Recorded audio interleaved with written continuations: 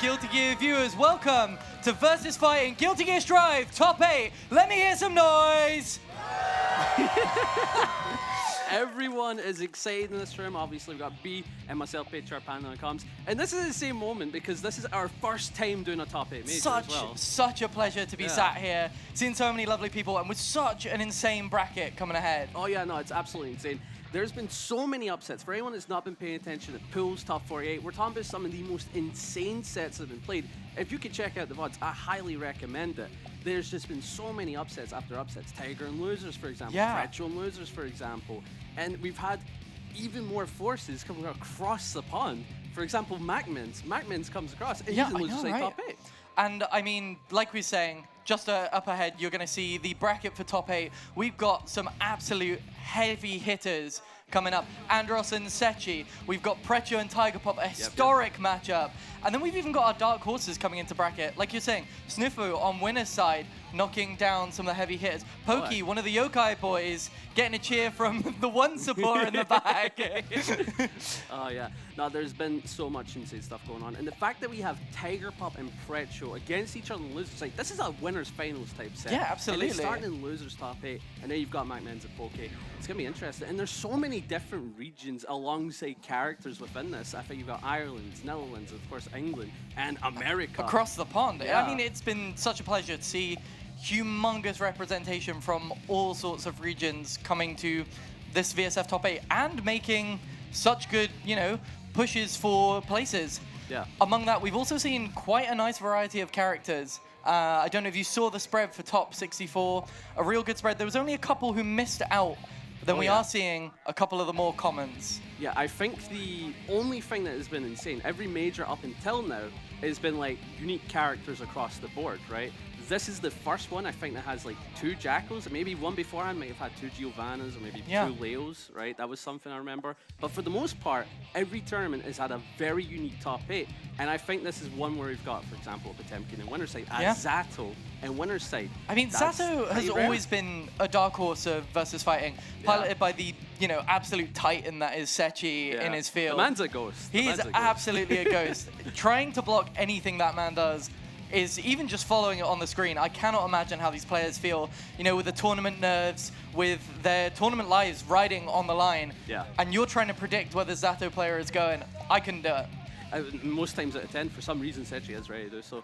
And Zato is one of these weird characters where a lot of people look at him and go like, he's probably not that strong in this faction. It's like, well, he's doing well. Yeah. He's doing well, that's for sure. But enough of Zato. Yeah. Gold Lewis Amelia, Sniffu and Scarfelt. Let me hear some noise for Sniffodu versus Scarfelt! I love it. I love the energy. Yeah, Scarfelt, of course, from the Irish scene, so going to be getting a lot of love from there, and Sniffodu from the Netherlands. Hell of a way to start this top 8. Oh, for sure. Hell of a way. And I mean, both of these causing major bracket upsets, right? Scarfelt knocking Tiger Pop into losers, and they are gunning for a top spot here. Aye. I can imagine this is also going to be a very interesting matchup. 2 speedy characters, Giovanna versus Melia. It's going to be a hell of a fight where it's going to be breakneck speed and not a whole lot of patience. Maybe there'll be points where they'll stand at full screen and suss each other out, but until then, it's just going to be all aggression. It's got to be a really intelligent fight on your aggression as well. You can't be too careful when you're throwing out these whiff normals. Both characters just have this ability to stand outside your range and punish you for these silly little mistakes, and they're gonna add up in a set like this. Nice, good connection. Sniffodu already got a massive advantage, has burst, has you in the corner, and because Melia is one of those squishier characters, you really don't want to get hit by Giovanna. But what a turnabout from Scarfelt, getting a huge advantage, but burst is still with Sniffodu. Ooh, a big whiff on the DP, enough meter to PRC out. Cannot be risking those dangerous punishes. You know, Melia is a low damage character. When you get in that vortex, those death by 1,000 cuts really add up. Aye, you can really get big solid BLC. situations, but what a DP. The main reason why that was so clever, it deals with most options and you're sitting on a bar, so even if you're wrong, you're not. Cover it. Yeah, so, and I mean, with Melia at such low health as well, you're even looking in the range of chip damage. Aye. There's so many factors to that counterplay. A really, really smart move from Sniffu. Aye. What a tech on the throw. Sniffodu on the offense with the spiral. Ooh, that's a huge counter, and Scarfelt doesn't have burst. Goes for the empty low. Nice blocks from Scarfelt. Now it's your time to mix up. Gets the cross up. Going towards the wall. Not going to opt for a break. Set the Oki. Nice knockdown. Oh, another cheeky low. Yeah, you're bound to get opened up many a times against Melee, and with this wall break. Saving the meter for a potential future mix-up, though. You got the Yeah. positive bonus, you got 100 meter. You can't be caught out not spending it. Not in a game like this. Big 6P. Yeah, good burst though. Represents it, able to get a huge connection here. This is going to deal a lot of damage with the meter in the Absolutely. back. To the wall. And the air super. Aye. Gonna break. Great awareness to lock Scarfell out of the burst with the air super. Finish your combo early, into the super, break the wall, guarantee the kill. Yeah. A nice way to take you a round up. Yeah, and Snifodu taking the first game of our top 8 here. Probably feeling confident, you know, Scarfell. Usually one of these players that does need a little bit more time to adapt. Melee isn't a character that you can immediately steamroll into with a matchup like this. So a wee bit of time is going to be needed for Scarfell to adapt. But if Scarfell can hold off their nerves, can hold that adaptation, we are still seeing a very, very intense back and forth game here. It could go any way. Nice. A nice, commanding start from Scarfell, going straight for the wall break into the positive. Set the disc, same side low. Huge connection. Enable go with the overhead, goes for the low. Tries to get a bit cheeky with these high lows, but Snifodu's defense was so clean until the JPs. You're bound to get caught by something. Oh, absolutely. Those nasty fast PRC mixes, they're the sort of differences. You know, you've got all these layers of Melee mix. You're thinking about the disc, you're thinking about the cross-ups, and then something completely unexpected comes your way. You just don't even expect it. You're going for the wall break, and Scarfell's taking the round for it. All credits to them. Yeah, I heard the Irish scene, getting excited.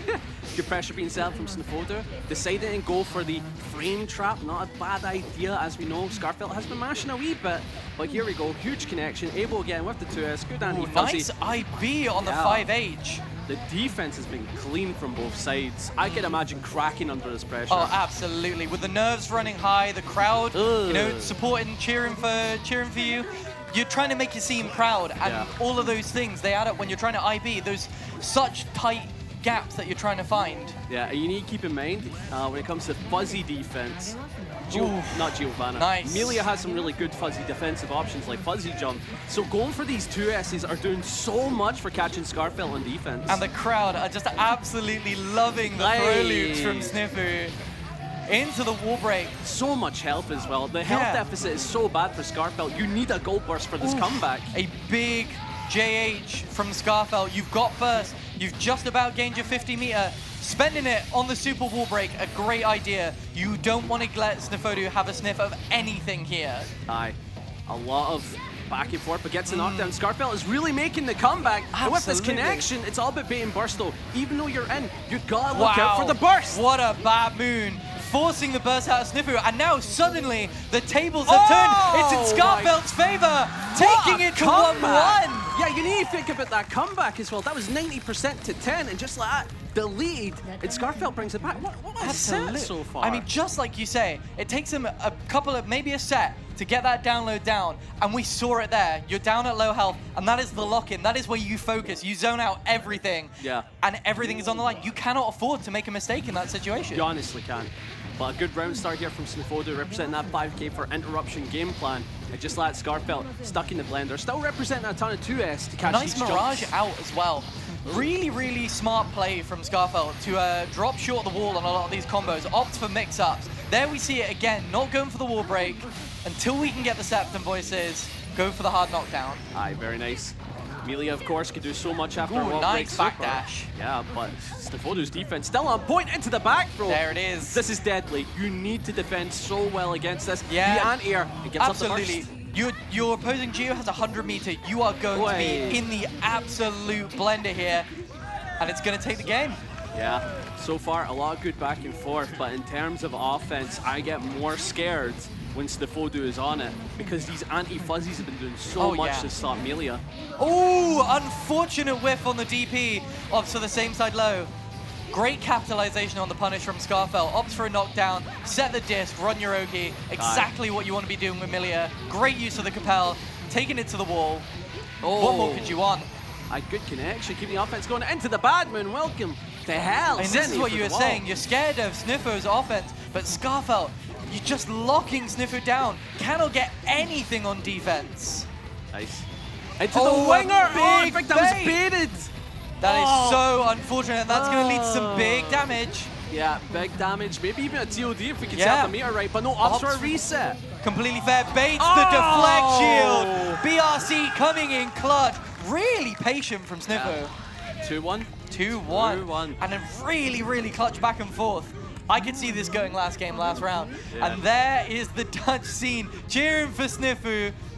Yeah, getting the Snifu chance, getting it going. I appreciate that. I hope you guys are enjoying your time. But 2-1, here we go, back into it. Snifodu only needs one more game, but Scarfeld, don't count them out. We've seen some good plays. I mean, we've seen comeback after comeback from Scarfeld. We've seen it. They're not the type of player to give up when a game is on the line. Never give up, never surrender. That's going to be important. And, you know, you can hear that from the crowd. When you've got the crowd behind you, you feel that energy, you feel that motivation even more. What a spacing trap from Snifodu.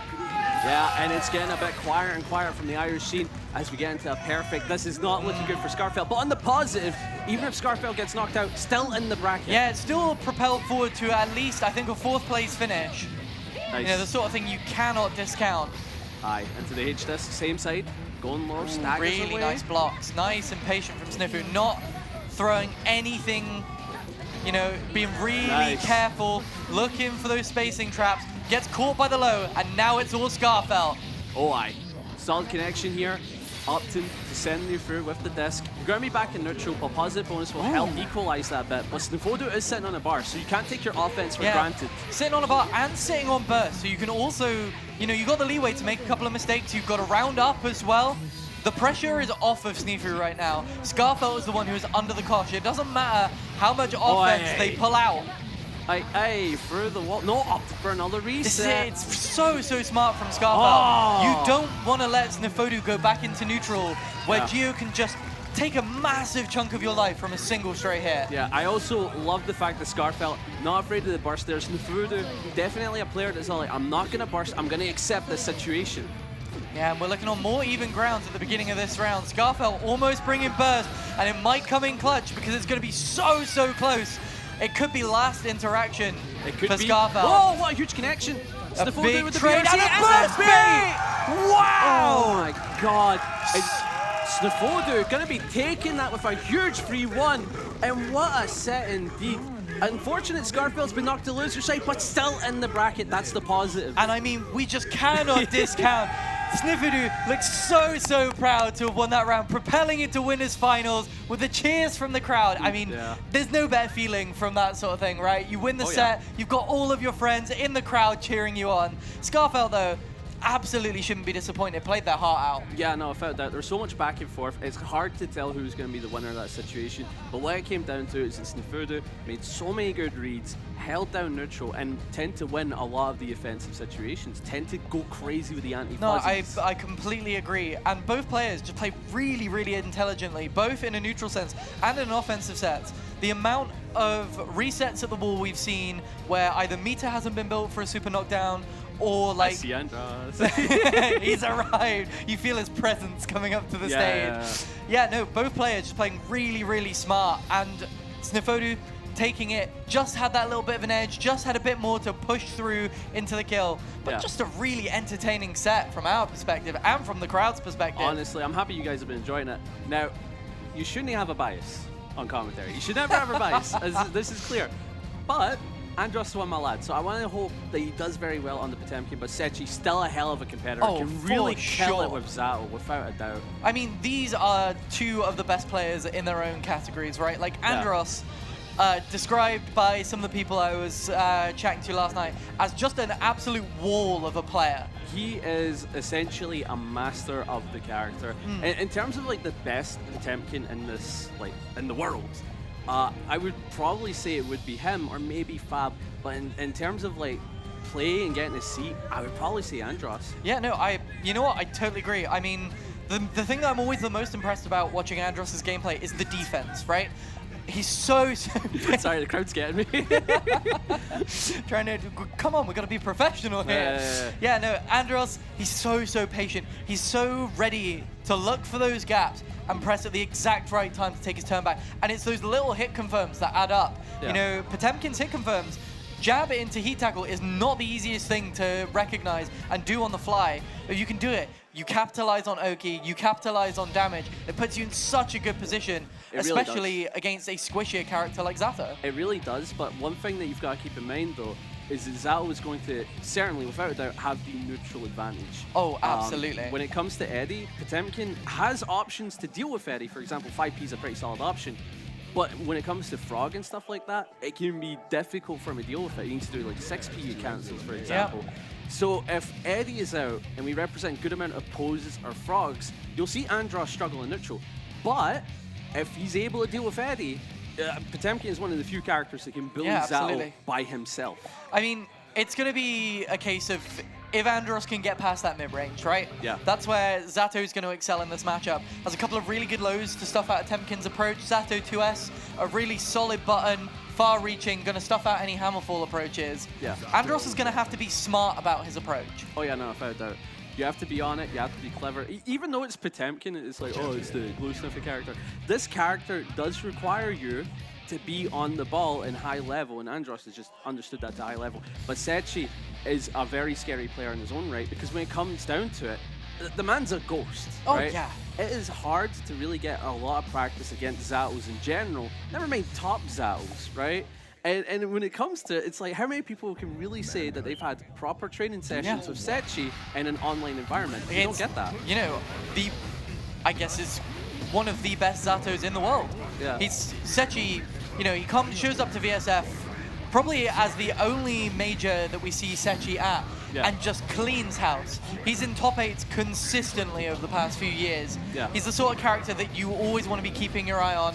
You always want to be trying to lock down, but there's so little information about his playstyle and how it changes, especially with the new Zato changes and the new sort of Eddie float, which you see Sechi using quite often. Yeah. And it's so hard to lock that down if you don't have that knowledge. But on the positive, offline scene, Sechi is a pretty cool guy, and will give games. So if you're there and you're in that type of play, definitely we'll be getting into it. But we're going to be heading straight into the next set between Andros and Sechi. Zato versus Potemkin.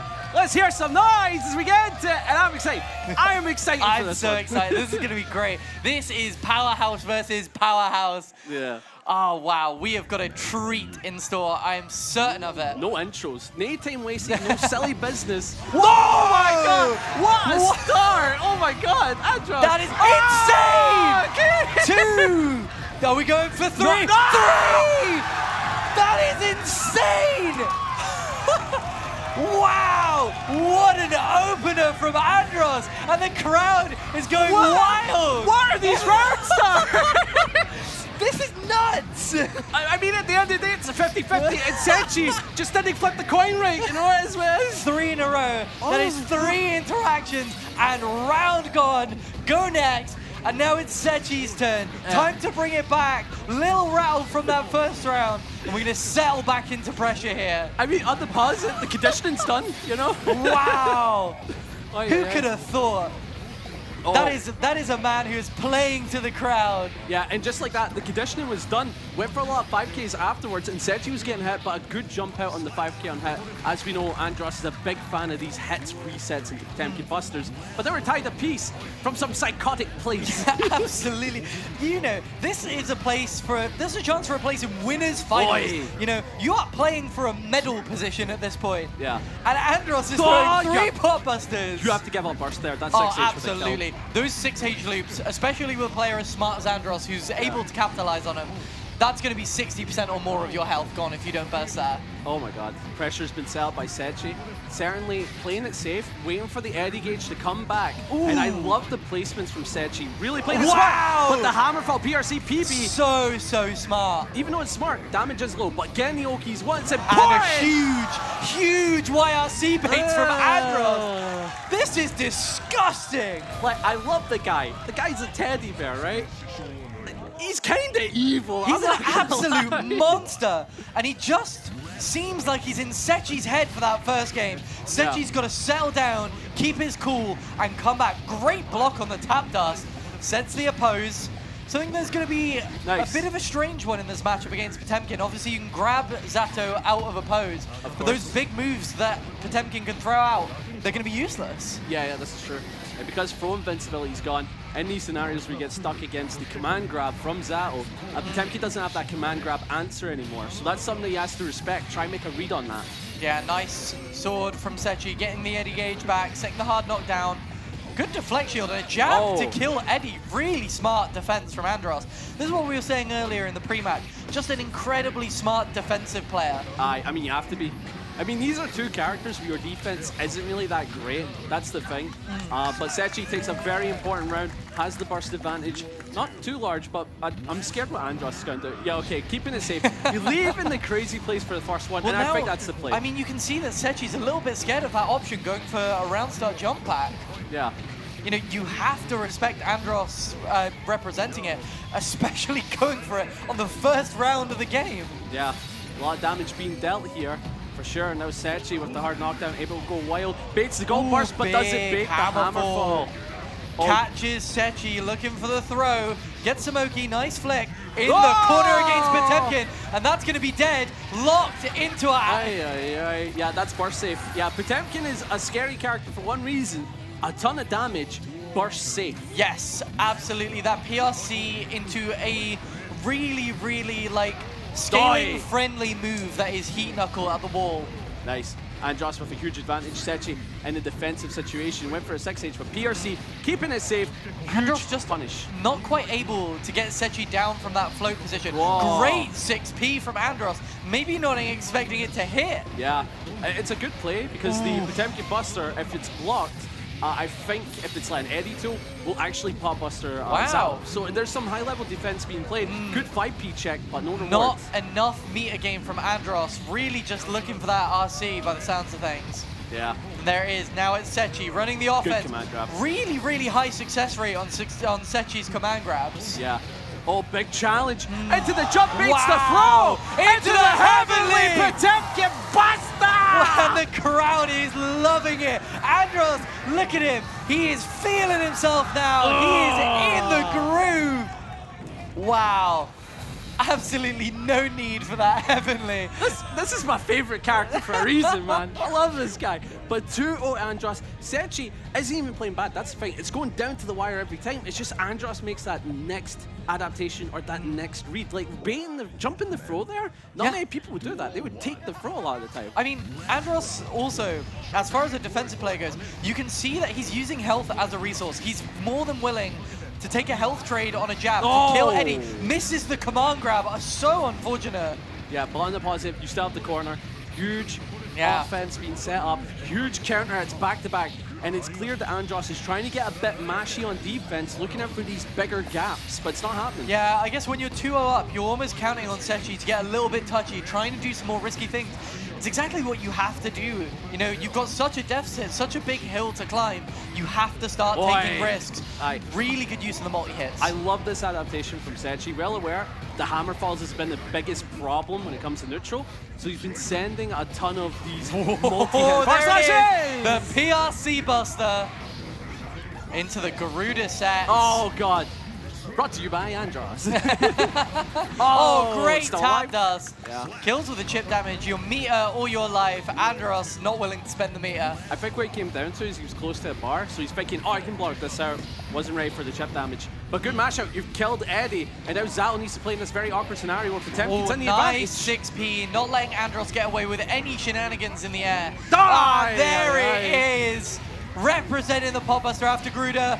Nice mash out. Good frog as well to stuff out the hammerfall. Yeah, does have a heavenly. Yeah, I was thinking Andros, with these amount of flights that we've been seeing, that may be the next adaptation. Yeah, I think we almost saw it with a slide head at the end of a hammerfall. Great jump on the command grab, and there he is. Will it kill? Yeah, I'm gonna go with I'm gonna go. What do we think? Will it kill? Yes, it will. Sending Andros to set point. I'm bad at calling kills, by the way, so I'm happy I got that. Spot. Yeah. Oh, big far slash killing Eddie. Again, these are what's making Andros win neutral, because as soon as Eddie's gone, Zato does actually struggle. This is exactly what I mean. He's more than willing to take that hell trade, use it as a resource, because, you know, a jab's worth of health for Potemkin is so much less hurtful than a full Eddie gauge gone. Exactly. into the super, sending the short for the munch, getting you through the wall. Senji Andros, does seem to be clawing it back slowly but surely. I just wonder if it's going to be enough or if it's going to be too little too late. Aye, huge combo here. Able to send you through the wall. Heavily scaled, so not a lot of damage, but the advantage is certainly in Sechi's side with this hard knockdown. Oh, yeah. Great Mega Fist over. Kills Eddie. Oh, wow. JD into the pop buster. This is winnable from here. You have to pick the Gosh. burst. It's a 2. Are we going to see it? You just and won. that's it. Wow. Incredible moves from Andros. My God. A huge and deserved pop-off. Oh The crowd absolutely love it. Oh man, God damn. Well done, Andros, taking that set for you. Hey! Incredible. Andros, good stuff, man. Good stuff, man. Something about commentator bias. I mean, you've got it, man. You've got it. Like, Andros is one of my goats for a reason. I look up the guy. He taught me a lot of this character, so I want him to do well. Unfortunately, Sechi is set in the loser's side, but still has a chance within this bracket to do it with the I mean, that just ends up as such a scary opposition for anybody coming through a loser side bracket. You know, we've got some great games coming up in Tiger Pop Precho and Poke Macmens. Both of these players are then going to be looking to face Sechi, which is absolutely crazy. You know, one of the best players of the tournament. I mean, all of these players are the best players of the tournament at this point. I see them walking, man. Oh my God. Oh my gosh. Loser side. Loser side round 1 in this top 8 being Tiger Pop Precho is absolutely nuts. I mean, this is a historic 1v1, right? Aye. We saw it recently at Meltdown. Precho came out on top. Yep. But we've seen it throughout the ages when Tiger Pop was on Happy Chaos or on ABBA. Now onto Jacko, though. Yeah, but what I think it comes down to as well is that the Jacko has been a huge learning curve for, of course, like Tiger Pop, right? Happy Chaos main, ABBA main, 2 very complicated characters, right? And of course, you're going to go to another complicated character like Jacko. But again, it's very different, right? It's very different. I mean, you could write a book if you wanted to note down all of the setups that a Jacko can do to you. And I doubt you'd be able to finish it in a full season of Guilty Gear Strive. And it's the joy of watching Jacko players, like we were saying yesterday, where every Jacko player plays just that little bit differently. Tiger Pop, I absolutely love their Jacko. The countdown combos are such a refreshing difference. Yeah, no, I feel like Tiger Pop and Athenia are the 2 characters I know, well, players even, that experiment with the countdown so much. And it's great to see. However, it's a bit hard to set up. And as we go into this, I can imagine the scene really divided on who to support, because these are essentially they're champions. You know? I mean, this is, you know, the heads of the British scene in many ways, and it's such a shame that one of them has to go down now. Yeah. But you know, if we're going to talk about effort put into a character, prowess on a character, you absolutely cannot discount Precho. You can't. The inputs, the pure physical skill to do some of the inputs that Precho is doing in these such tight situations, you know, dash behemoths, you know, all these sorts of things, all this knowledge surrounding the security gauge, frame traps, knowing how plus you are and what you can do to your opponent. You know, she's just a master at her character. Yeah, no, there's definitely a ton of learning that has been done from Precho. Like, she's been playing that character for God knows how long. And Golus is one of these characters that is either insanely strong, insanely weak, and right now, kind of in this spot where everybody's talking about where's his current strength. And I think a lot of people are confident saying about top 5. Yeah, I think I've definitely heard that. Patch.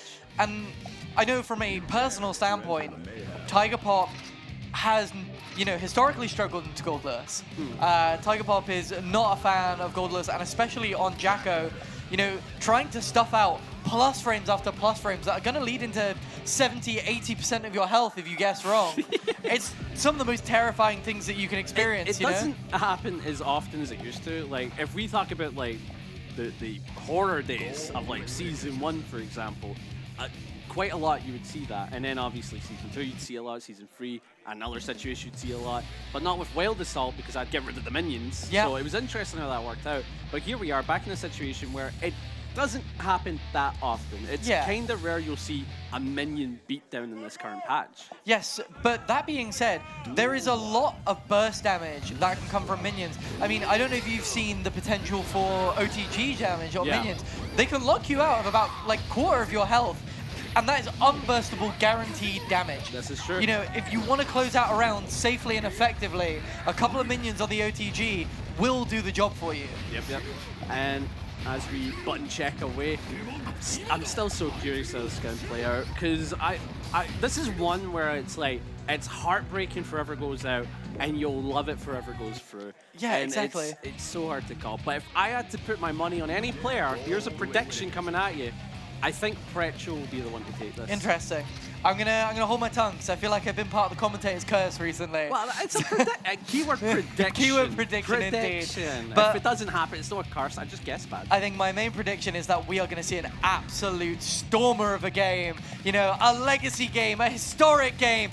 Tiger Pop versus Precho! Oh, yeah, don't even ask the crowd who they're going to support. Like, they'll be too divided.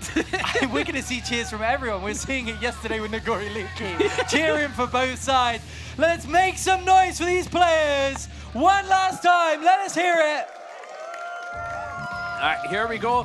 And we're in the jam stage as well. Such a beautiful stage. Oh, for sure. And round start, going to Tiger, gaining first blood, and just like you're stuck into the corner. Huge Yeah, combo. big counter hit on the kick, taking you to the corner, setting a minion. TK Behemoth getting you out. Really nice plays. Run back with the minions. Tiger Pop playing a really passive offense right now, and it's working out for them. Oh, into the Elysium Driver. That's going to deal a solid chunk of change. And now I need to look this way.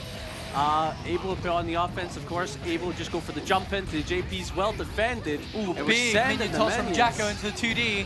All right, going for another wall break. We're going coast to coast. Yeah, it's a scary situation here, but we're opting playing neutral to burn it down, sending the laser. Tiger Pop desperately trying. Really nice answer. Jump up high. Just make sure Gold Lewis cannot get behind you before you see it. Yeah. And a lot of IBs on the laser as well. I don't know if you saw that in the air. Tiger Pop taking round one. That's going to be huge. You want to start with the lead. You cannot let Gold Lewis get going, because as soon as he starts running his pressure, you're in trouble. Yeah. Well, what a 2P. Able to deny that minion. Late frames of 2D hitting. What a button as well. Yeah. Oh, the BRC mix. That's going to allow for a minion setup. Going for a double Desperately deflect. looking for a shield ping. I mean, of course, we've seen Precho go for a lot of 2P on defense, so it's clever to call out. Oh, nice Skyfish from Precho. Also noted, really nice patience on the burst, holding out. Tiger Pop desperately wanting to take that from Precho. Nice. Oh, with the throw. Very and now it's unfortunate. Precho's turn. She Very hasn't had a sniff this round so far. And now you just see the chip damage, and that risk gauge is going up. What a backdash! Into the 2K 684, into the huge knockdown. JH, same side, and that is without a doubt death. Even doing the super to make sure. I don't even think you needed that. Yeah, get the 720. He's excited. I mean, it's just a, you know, it's a confirmed kill, right? You get that 720, you churn it out, finish off the round, and we're back to 1-1. Yeah. And I gotta say, it's looking totally back to back up and back, you know? Like, I could not call where this is gonna go. It's so even. And it's just these snowballs from both players. Nice BRC from Tiger Pop, catching the mash out. Yeah. Getting a lot of mileage out of these tap dusts as well. And yes. The meter usage has just been so clever for stopping a lot of the defensive options that Precho wants to use. Because Precho is a clever defender, knows when to mash, so you need to use meter to stop that. Yeah, a really nice patience. Like you say, knows when to mash. It's not falling for any of these shield points from Jacko. Oh! Nice 6H. That's a combo. Wow. For anyone that doesn't know, what an intelligent pickup. That's so much damage. For anyone that doesn't know, that is Potemkin 6H B-Tech version. It is not on the same level. That is an incredibly smart pickup from Precho. Spending the burst, not letting Tiger Pop have a sniff of pressure. Behemoth on the deflect shield. Wow. Wow, these two players are at each other's throats. Yeah, and when it comes down to a lot of time is, well, this is fighting games in a nutshell, is calling out a lot of the defensive options that have gone down. It's just that Tiger Pop, whenever they have to call it the defensive option, they have to give up meter. Whereas Precho is not really having to give up meter a lot of times, so she is certainly in an advantage so far in this set. Oh, for sure. It's also it's like a risk-reward kind of deal, right? Jacko's risk on getting a defensive option wrong is so much greater than Gold Lewis's, just on a health standpoint, you know? Countdown. Oh, there it is, burst gold out, totally understandable. Jacko is a bit of a dark horse, can pull out quite a lot of damage with the right kinds of setups. Good RC. Gold Lewis fast lash, for some reason a man with a disjointed fist. It's the horseshoe. It's the horseshoe. Ooh, nice burst out, not letting Precho get any of that damage. What JS? Oh really my God. Great defense over the drone in the air. Gonna get the big super 1080 through the wall. Aye, aye, aye. A lot of damage to be dealt. And with this hard knockdown, Gold Lewis is great with hard knockdowns. Ooh, nice option from Tiger Pop, keeping it nice and passive, not going for anything too committal. Yeah. The one thing that does suck about Gold Lewis, oh well, never mind, going into the offense, staggering away, goes for the 5H. Oh, nice throw. Yeah, that was clever. What happened was Tiger Pop could have threatened the kick, but once he staggered into a throw, and Pritchell made the read to tech the throw. Yeah. However, too early, caught Tiger. Yeah, and I mean, you know, Tiger representing a RC as well, so it's a really, really smart delay from Precho, and it pays dividends, you know? It does, it does. And so these Boom. intelligent plays are going to be the difference. Big guard crush on the countdown, and now it's Tiger Pop's turn. Precho in the corner, masks are on the minions. Nice. You got to hold down back and pray. Nice. Really, really good air through from Tiger Pop. Nice and patient from Precho. Oh no. That's a nasty behemoth, just like wow, what a backdash again! The bait on the burst as well. Tiger made 2 clean reads in a row, but the damage is so minuscule. You need another hit. And a great 6P's gonna do it. 6P. Tiger Pop, an absolute master at backdashing behemoths. It's insane. Honestly. No, that is not an easy thing to do, especially with the late active frames of some of these 862s and 842s. Yeah, for anyone that doesn't know the counterplay, if you're on it when you're fighting Gold Lewis, you can backdash a good chunk of the behemoths. However, a lot of it is guesswork and a lot of it is reaction work, and you need to be ready for both. I mean, this is exactly what I was saying earlier about the risk reward as well. You know, Jacko gets some really good reward off these backdashes, but the risk is, especially in the corner, getting hit by a BT is devastating. The triple clapper, we got the 3 minions on the screen. Oh, What about nice. despawn? There we go. Oh, they're gone. Just able to stop the counterplay from Precho. Big damage here. Opts for the Oki Behemoth. Gets the JH, but no conversion. BRCs again, something we're seeing a lot in this tournament. Yeah, Pretchell getting a lot of spare hits, but she's certainly making the most out of all of them. Trying to look at cool. Oh, tries to get in, but it's not going to happen. It just lands a bit of a back and forth. The BRC, and there's the BRC into the again. throw. Gonna get the OTG. Wow, I did not think that would kill there. Same. And just like that, we've got a neck-and-neck game, 1-1. And that's going to tell you how the rest of this set's going to go. It's just going to go down to the wire every time. Absolutely. Both of these players are going to be nervous to their absolute core. One of them has to go. Honestly. You are fighting for your chance to claw your way back into this competition. Aye. And you're fighting against the best of opponents. You really are. Nice. Going for the backdash. Chases with the 6P. I like Really, these really options. nice. And a nice backdash goes for the same side overhead this time. Almost gets the drone conversion. Precho there. That was scary. Something you've got to be really aware of. Burst on the PRC, not wanting to take any of the damage. Oh, here he comes. There Orbital it strike. is. Minion is there. Now you've got the corner unlocked. Now you've got 2 more playing around with the offense in the corner. And so far, we're just going to get wild with it with the RC. Huge pressure from Tiger Pop. Holding the corner. Big blocks from Precho. BRC back. Nice. Into the close slash. I love these staggers from Tiger Pop. We're well aware Precho is mashy. So Tiger Pop has adapted the game plan, made the next change, and went like, I'm not going to do this like PRC, BRC stuff. I'm just going to do jab frame traps. I'm going to do frame trap buttons. I've represented my meter enough. When you're so far down the layers of gameplay, you know, with Jacko mix-ups, with Gold Lewis mix-ups. Oh, it's a drop. Unfortunate. Oh. I believe in the FGC we call it an optimal reset. I like to call it a drop-timal. Oi, BRC. I'm here for it. Oh, big BRC. And that is going to convert for Precho. Yeah, like I was saying, when you're so many layers down the mix-ups, sometimes taking it back to the basics, taking it back to just simple frame traps, going back to just absolute basics, and it's paying dividends for Tiger. It's working out, but just couldn't close out that last round. Gets the 2D, big behemoth. Huge counter. with the close slash into the overhead, able to stagger away, went for more throws. And I realized Precho's doing this because a lot of her offense has been strike-based, and Tiger has been dealing with it well, so you need to represent more throws, and I like that adaptation. I mean, this is the joy of two players who play each other a lot in the offline scene, you know? We're not starting at layer 1. We're not starting at level 1. These players play each other offline and online consistently. Yeah. Able to send the minion just like we got the corner unlocked, but it's all big about making the chase most down. out of It's it. going to be Tiger Pop. Goes for the reset, big throw.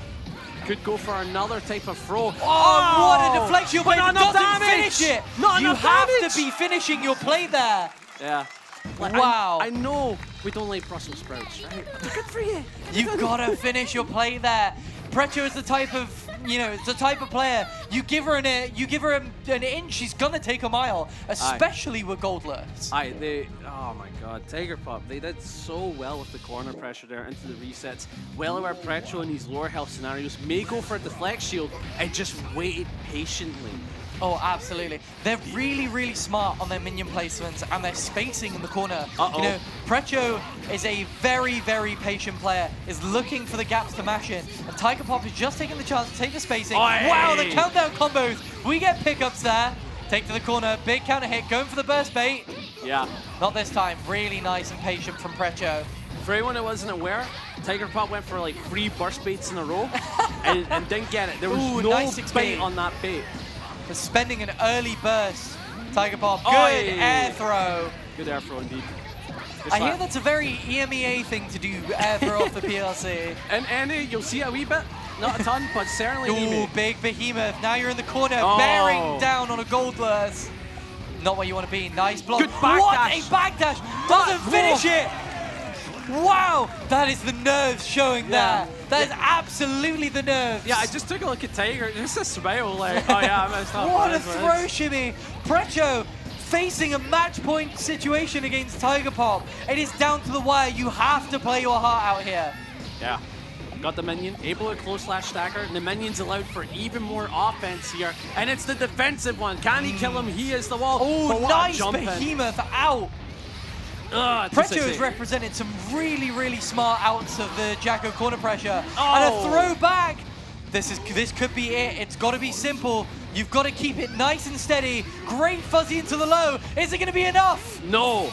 1 HP, barely alive. And now Tiger Pop with the burst could go for it, but that would be a hero play and a half. Huge Skyfish whiff for Tiger Pop. Going to get the countdown. 2K2D. You might just get enough to build burst or deflect shield. It's going to be some of the last interactions we see. Huge reversal from Precho. Wow. That was a good play from Precho. Not only did the cross cut, obviously, turning around for it, but yeah, on the money, because that is a good way to stop that like fake cross-up shenanigans. But here we go, good connection, getting some decent hits with the minion, into the parry. Well aware 6B on defense has been a clear thing at times, so these parry baits have been so well placed. Yeah, these the counter hit, the counter poke 6P has been a really core aspect of both Tiger Pop and Precho's neutral. Yeah. You know, Goldloo is able to represent some massive buttons. When you're bearing down on Jacko, who can 2D you from full screen, it's a risky option. Unkillable. The face of Jacko able to go wild. Goes for a shimmy. Really, really patient mash from Precho and converts with a nice little confirm. Wow, 2K into RC. Really smart. Yeah, even though the minion was there, tap 5D was still punishable because of the way it hit. It wasn't a delayed hit. Nice. A nice jump out from Tiger Pop. Gonna get the kick. Reset the minions. That's gonna be it. This is gonna be it. And that is it. Tiger Pop is able to close it out on Precho. My prediction was certainly off, that's for sure. That's on me. But well done from Tiger Pop. Able to clutch the win against such a difficult opponent on the goal list. Again, one of the goal lists of this region. Oh, for sure. I mean, it's so unfortunate. It was such a close game, and I don't think 3-1 accurately represents that score. You know, the love for these players has been absolutely astounding. The crowd has been wonderful, and it's clear that they see both of these as our representatives from the British Stride scene. Oh yeah, but this next set coming up, maybe one the crowd might not love. So we've got Poke, of course. That's going to be another Jacko on the screen, another flavor of the Jacko, if you will. And Macmins. fella coming from America. And I got to talk to MacMens because he's someone I get to commentate a lot in the NA scene, both for TNS, Paragon. A bit of the ghost on the British side of the scene, as it often is, you know, coming across the pond. It's a long way. Yeah, it is. And getting to talk to MacMens, he's done quite well for himself in Strive, getting first place in Boston Blue Bee, which he considers to be essentially a major within his region because a lot of the top players go there. Yeah. And he's been sticking in with the Angie. And he considers himself the heel of this bracket, so he's the bad guy. He sees a lot. I feel like considering yourself the heel is the sign of a showman, right? Yeah. You know, we see a couple of players like that, the players who almost want to play to the crowd. It was a bit like Andros earlier. Considering yourself a heel almost allows you to... Andros is a hero, bro. He's a hero. I look up to him. A showman more is what I mean. Yeah. Considering yourself a heel, it allows you to almost fuel yourself on the crowd reaction a little bit, right? Even if they're not necessarily supporting you, they're supporting your opponent. You know, you're out here to put on a show, and you're playing Angie, a really solid character, but also requiring a good bit of patience and knowledge to play. This is true. Despite being a simple character in terms of the way he functions, like, you know what he wants to do, he wants to set up Fujin, and the entire game plan is based around a quarter circle, you know what I mean? Yeah. It's a dead simple character to pick up, but the game plan can be a bit tricky. He seems like a, you know, an easy to learn, difficult to master kind of character. Yeah. But one player we ought to talk about is, of course, Poke. This has been a big shocker, right? Of course, Poke starting relatively later into the Strive scene. Yeah, for sure. And the other thing is, this is a player that hasn't had many results, and this is like their first top 8. This is a huge deal for Poke from the Yokai team. I hope you guys are watching back home. We've definitely got some Yokai supporters in there. If there are any Yokais in the crowd, give us a cheer. There they are, supporting for Poke. Yeah. So it's a very interesting case for Poke. This is like a little bit of an underdog in today's bracket. So you've got the heel versus the underdog. It's like the ultimate wrestling match. It's everything absolutely. you want. And I think this is going to be a real crowd pleaser. You know, Angie Jakku is a really interesting matchup as well, because as much as Angie represents a really strong neutral presence, his defensive options are limited. They are. You know, he's got some great buttons and some great access to this sort of mid-range. 2P does everything. 2P does do everything. He's got an excellent 5P and excellent 6P. But as far as when you're locked down under Jacko pressure, that is a hard place to be under the Kosh when you don't have great outs. You know, his mobility isn't necessarily the best. Spin might not be great, especially when you've got several minions out, that sort of thing. Yeah, and Angie struggles to use spin against anything that is a projectile. As we know, the fish used to be the strongest thing like in Season P's period, because when he did fish after a spin, it was super strong. It was a plus on block guard crush. You had to. He got to enforce his pressure after that neutral scale. Yeah. So the way he sees it is like, oh, I did that, I've won. But now it's an RPS where it's like, if I've parried a projectile, that doesn't mean I win. That means I need RPS, and if I go for fish in his block, I need to take a turn. I mean, it's why and you're if I seeing... do nothing and I'm wrong about it, I take a turn. Yeah, exactly. It's why you're seeing more Angies not even opting to take the fish on a successful spin parry. You're more seeing people ending the spin, going for a close slash, trying to run their pressure from the beginning. And I see a little chuckle from you. That's a song you don't hear often as well. You know what? I'm a big fan of it. We were having a little bit of a conversation about the Strive soundtrack, which, you know, in my opinion, I'm sure an opinion shared by many of the crowd here, is one of the among the best soundtrack of fighting games out there. Why? My personal favorite is still gotta be Symphony. I know you're sick of it. I can definitely understand it, but I've lost a bit of love for it. I'm a big fan of extras personally. Love the Elf theme. It's just a real nice breath of fresh air as far as like... It's a vibe. But they're just all incredible. I don't think there's any song someone could pick that I'd be sick, that I'd be like, absolutely not, turn it off. Yeah. But it seems like we're opting for Crawl, another great, great banger. Yeah, indeed. I mean, it's a real apt representation of how MacMen sees himself, you know, a boss fight. Yeah. This is heel versus underdog. Yeah. So we have the villain of today's bracket, MacMens, up against Poke, the underdog. How are we feeling about it, crowd? Yeah, it's definitely going to be a hype set indeed. Can't wait to see how this plays out. MacMens, I do think, has better accolades in America. So it's going to be a very interesting case here. Oh, nice big start from the Fujin. Poke going for a passive round start, caught on the backdash. That's going to convert into some really solid damage. Something that Angie is really good at is consistency, right? Yeah. You know, he's consistent in every aspect of his game plan. He's really well-rounded. Consistent damage, consistent neutral, consistent anti-airs. And that is going to make a difference in sets like this where it's a bit touch and go. Oh.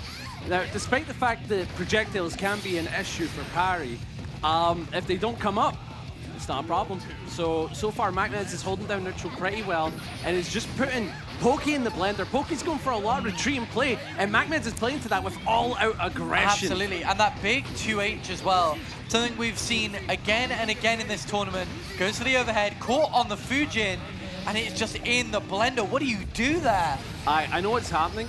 Pokey is panicking a little bit, waiting for the 2Hs. Like, we're seeing Far Slash, that can lead to a 2H, and you do need to challenge that. However, Pokey is too challenging right now, and MacMeds is taking advantage of that. There's a time to be brave and there's a time to be patient. And now is the time to be patient and learn about your opponent. And MacMens is really taking advantage of the fact that Pokey is really trying to be brave, trying to catch out these 2Hs. MacMens just isn't falling for it. Really isn't.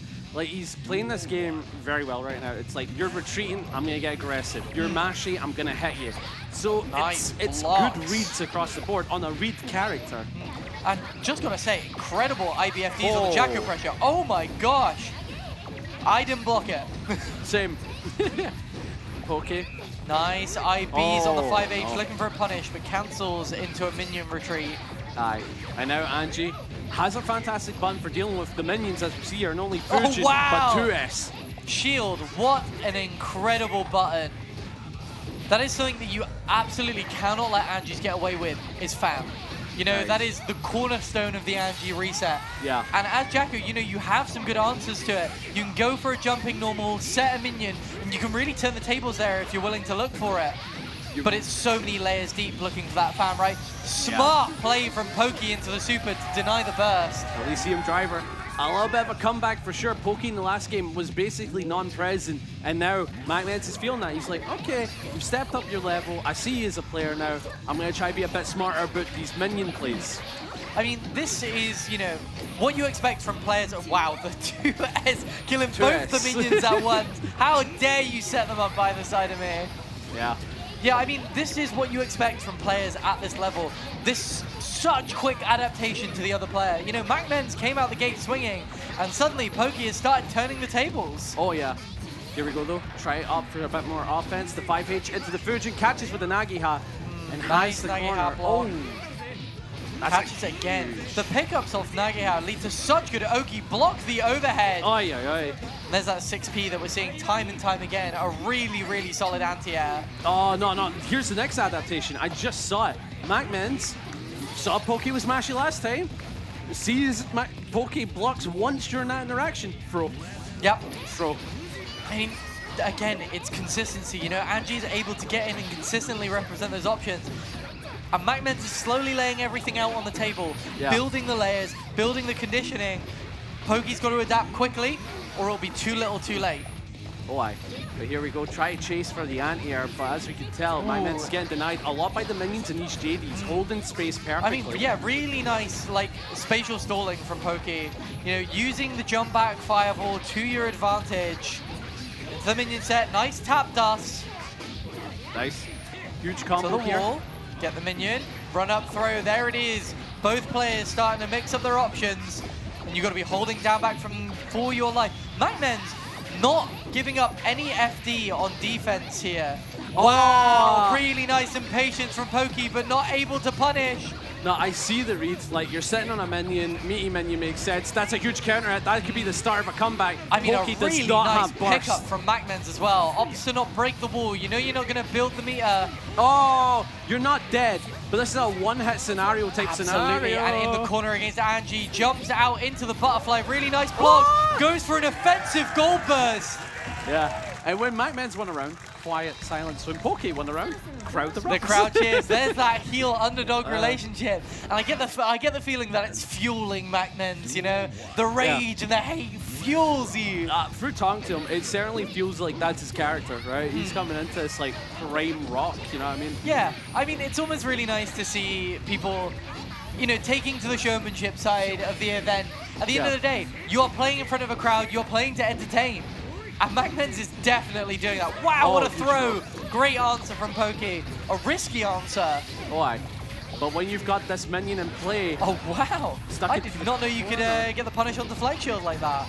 It can be tricky, but it's certainly doable. And now you go for the tap 5D. The tap dust. The burst. This is a hero burst. You can't argue it. 70% versus 20%. Hero burst indeed. I don't know if you can call it a hero burst with Angie, because I mean, we've seen MacMens represent some incredible comebacks. And you know, with Angie Guts and Angie Health, with so much of this round left, you know, he's developing so much burst already. Yeah. I sense a parry super coming from MacMens real soon. I think that's why he was holding on. Oh, but unfortunately not going to happen. Maybe he went for a jump and got clapped, but it is what it is. And now MacMens down around. I mean, with 3 minions on you, there's so little that you can actually get away with, especially with such a smart Jacko that Pokey is. Aye. Nice. Nice, goes for the shimmy. MacMen's not falling for anything, not willing to bite. Big Fujin looking for an answer from Pokey. Pokey plays it really smart. That guard point, we've seen it so often from both of the Jacko players in this bracket. I feel like MacMens has been trying his best to represent a lot of the key normals that are good in this matchup, but Pokey's adapted, and now the neutral is in Pokey's favor with the burst bait. Pokey going up 2-1. Now MacMens. That is huge. Yeah, he's facing elimination. This is a huge lead here for the underdog. Mean, Pokey just has that crowd presence supporting. You know, you've got the yokai and all of the British team rooting. MacMens has that hill to climb, and Pokey is adapting quicker and quicker every round. MacMens just needs to keep up. Yep. Nice into the minions, able to set for a decent combo, but looked out for burst that entire time. That's why we were a little bit patient on the offense. Yeah, I mean, we've seen it from, again, both of the Jacko players. Really smart. The minion set to look for a punish on the 5H. Such smart placement from Pokey. Oh, what a 6H. That's where that object permanence is really coming into play, right? That minion goes off screen, and it's so hard with all of the stuff that Jacko's doing in front of you to remember that you've got a threat coming down from off the top row. Yeah, and now you think about object permanence, when Angie blocks, he puts the fan in his face. He ain't seen nothing. Oi, good close slash, able to set up for a throw. However, not going to get it because MacMens went for a very well-placed tech. Good mask super. MacMens just unable to get out. Pokey is bearing down on MacMens and is 1 round away from being propelled just 1 step further in this bracket. However, here's the thing about America. Great blocks. Here's the thing about America. MacMens, as you see scenarios, he's been down a ton in the amount of sets I've commentated to this, man. A comeback could happen anytime. We saw this with the Amanita set, where Amanita really stressed MacMens out, took it to the absolute wire, but MacMens, time and time again, not the type of player to give up. You know, he's going to play his heart out, and he's going to take it to the absolute wire. Big 2Hs. I think that was like the first 2H that we've seen. And a big spin. And there it is, not seeing the fish, opting to let the spin ride out, go for a close slash. Yep, that's exactly the RPS you got to play into. But now, MacMens has the burst, and that's why Pokey went for the jump, not going to get it. Great blocks from MacMens, blocking in all directions. Wow. Really impressive. Doesn't fall for the burst bait as well. Runs under the fireball, and with 100 meter, this might just be enough. No. Wait, that might be a 1 HP scenario. That's really scaled, but the Guts Crush could do it. It does! Yeah. Huge from MacMens. Able to take burst into this final round is going to be absolutely crucial. It gives you just 1 last lifeline to take it to a final game. Like I was telling you, this is like MacMens classic. He's used to making the comeback. Excellent 6P. Into the Fujin overheads. Really good option as well to cancel into Fujin to start your pressure off of denying minions. Aye. And MacMens has made a very interesting adaptation. It's just been doing run-up 6-speed. Yeah, I mean, Pokey's been representing this jump back fireball. MacMens just run under it. You know, it's a classic that we've seen time and time again. You don't necessarily think of it as your first option. That, and no offense to Andrew, means that is a very ignorant normal, right? So you may as well. You've got to make use of it. It's hitting so high up. And you know, if you're spinning as well, you have the opportunity to represent Co. And there's the burst bait. Humongous from Pokey. Great read. MacMens fought it absolutely tooth and nail to the very wire. Aye, very unfortunate for MacMens getting knocked out the bracket, but put on a good show. And we're getting the Pokey chance, standing up for the region. See the representation of the little Jacko plush. We love to see it. We love to see a good pop-off. We love to hear a good chant from the crowd. Yeah. It's so great to have the energy behind you, to have your scene backing you up every step of the way. It's just unfortunate that MacMens couldn't get his comeback, and Yeah. he definitely deserved to take it to a final game. I feel sorry for a lot of the Americans that stayed up watching this, like hoping to support their boy and continue on. But you know, it is what it is. I mean, The don't British get me wrong. crowd really loving it as well. Like, don't get me wrong, MacMan's did a fantastic job. It's just, at the end of the day, it's a very stressful matchup in a lot of ways, and I felt like Pokey played that very well, looking out for the baits, looking out for the burst, and played around the 6B very well in that last round. I mean, think that's what it it came was down to. it was such a game of adaptations and such quick ones from both players. You know, we saw Pokey adapt to the really patient gameplay of MacMen's. Then MacMen's adapt with the 6Ps. Then Pokey coming back. It was like a game of chess. You know, Yeah. Both players are going back and forwards, trying to read each other's moves. I think that is the best way to put it. A game of chess, and that's what a lot of people tend to associate fighting games with, right? It's chess with inputs, right? Yeah, exactly. There's a little You bit know, of boil an it down. execution. It's rock paper scissors, right? Yeah, but the next set's going to be very interesting for anyone that doesn't know. We're heading into loser side top 6, and that next set that's coming up is going to be Tiger Pop versus Sechi, two Wow. of the key players here from the scene. Another historic matchup. You know, we've seen this in Versus Fighting's past. Yeah. You know, for Tiger Pop, this kind of is the ghost of Versus Fighting coming Yes. to haunt them. Yeah. Like, it's insane what Sechi's able to do. And I feel like a lot of people agree with this. If Sechi traveled a bit more to these offline events, went a bit about more, you would see him really do bits in terms of for tournament sure. scenes. You would I really mean, see him pop off. You know, he's an absolute, we've said it time and time again, he is an absolute monster on offense and on defense. You know, running a character through thick and thin who... Oh, wait, no. Oh, I think we're going to get a swap out. Not going to be getting the Tiger Pop set. I see. No, wait, no. Okay, yeah, I guess no, we'll we are wait and getting it. see. I saw Tiger Pop go back, and I saw Scarfell, and I'm like, maybe? No, it's definitely Sechi versus Tiger Sketchy, Pop. yeah, Sechi Tiger Pop. Yeah. Like we're saying, Sechi, if he turned up to other offlines, we'd see results. We would, You know, yeah. time and time again. I think Tiger Pop and Sechi, this is such an even match. Yeah. You know, this is going to be an excellent back and forth. And Jacko Zato is another interesting one when you're representing a pose. Yeah, honestly.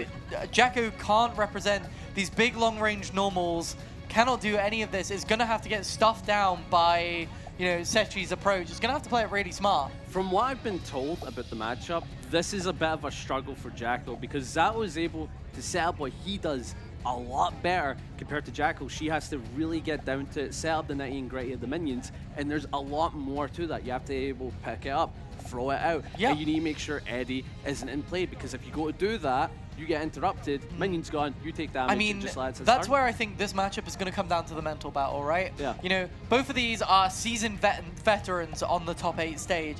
It's going to come down to that mental battle of who can get in each other's head first. You know, like we say, come back to that game of chess. Who's seeing, you know, moves ahead first? Yeah. I eat the pieces if I'm honest. like, Potemkin players at their finest. Well, Eating the pieces of the Potemkin chessboard. piece, bro. There's not a Potemkin piece. Is that the queen? I don't know. Maybe.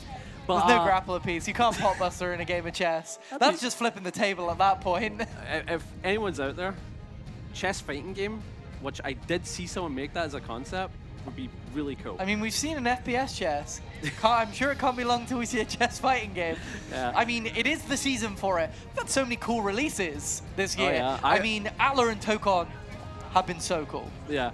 I have done like 12 hours of comms, so I have not gotten to play much Tokan. But what I've gotten to play of, magnetism is awesome, bro. like, I don't know, this magnetism's something different. The Magneto players, the old heads, really looking forward to returning to their scene. You know, Marvel players not necessarily had it good for the past couple years. Yeah. And they're finally getting a sniff of what they really love from fighting games. And I really appreciate this Magnetos for white people because I am whiter than a milk bottle. So like when I heard I'm allowed to play him, I'm like, oh, thank you. Because he's really fun. He's really, really fun. And I mean, also going back to Atla, you know, it's a franchise we haven't seen too much of, and it's making a bit of a comeback this year. Sure. You know, we're seeing a film, we're seeing a new series, and a fighting game with characters that a lot of us will remember from our childhood. It's having some issues. Yeah, from what we've absolutely. seen, but it should be still a good scene to go and I very mean, fun to play. I think the core of what we've seen from both of these new games is that they're insanely fun. Oh, aye. I don't think I've met a person who hasn't had an absolute blast playing Atla or Yeah. playing Tokon, you know? Yeah. And playing Guilty Gear Strive. I mean, this has been such an amazing bracket from start to finish. It's been one of our biggest, if not our biggest, at Versus Fighting. 208 players from the very beginning. And what I think it comes down to, it's not even like the scene growing, because the scene is definitely growing every year, right?